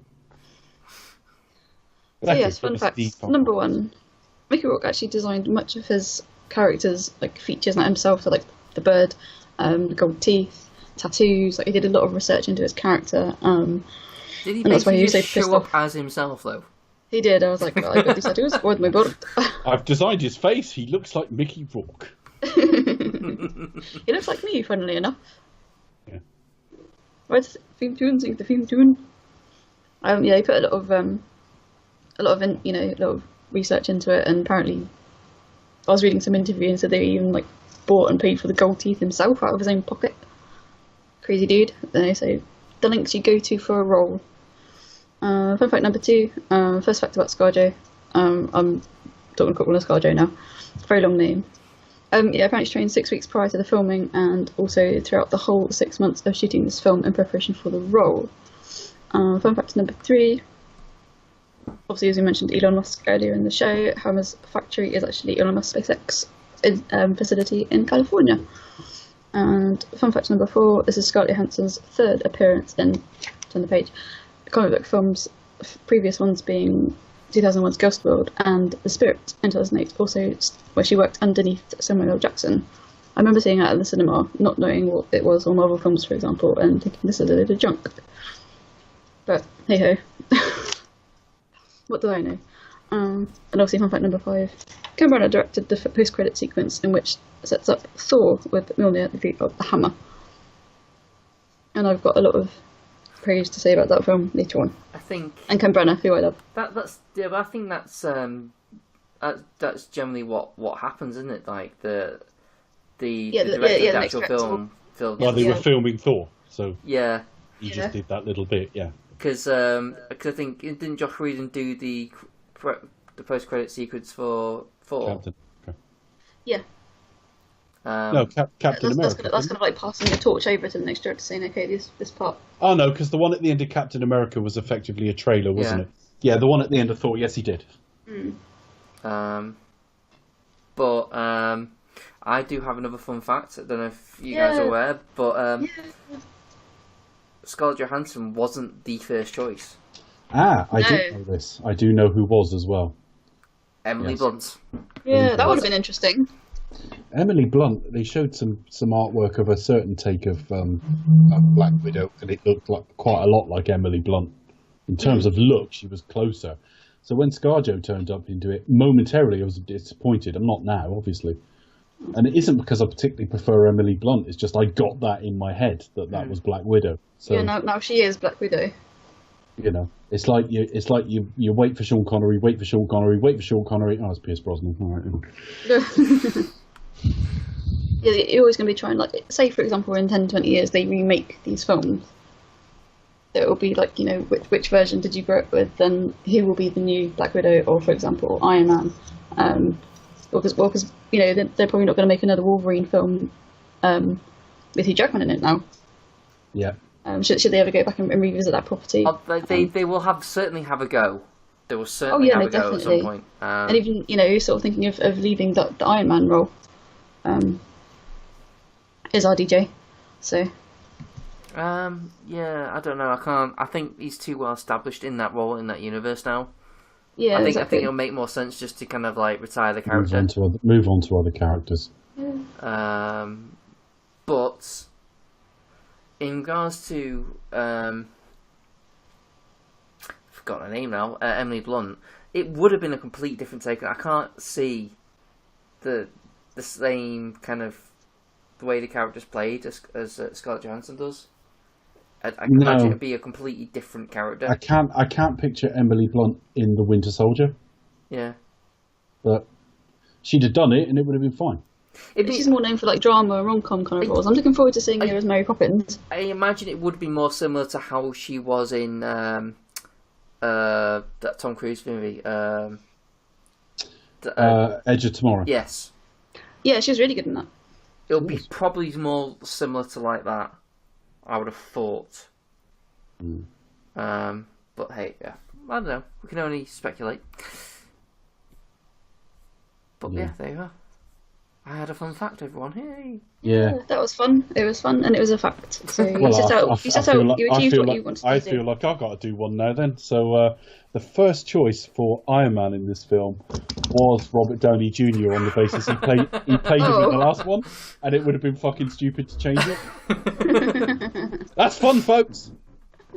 But it's fun, and it was a fact. Just think, if they did that, that would have set the precedent of like, well, let's just change actors each time. All time, yeah. Roger Moore was still alive. Roger Moore as Iron Man.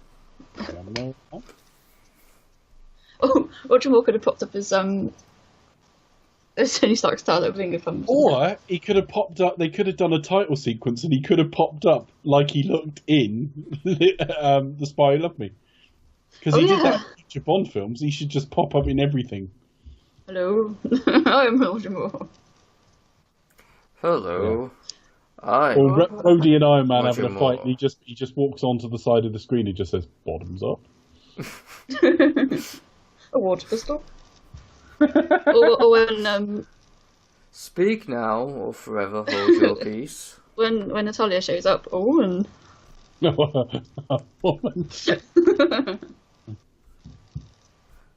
was the motivation to credit Mr. Bond. I will say this for Roger: he does rock a goatee. Yeah, he does. I'm just thinking, like, you know, him playing Happy or something and getting punched by ScarJo, and all you hear is "Oof!"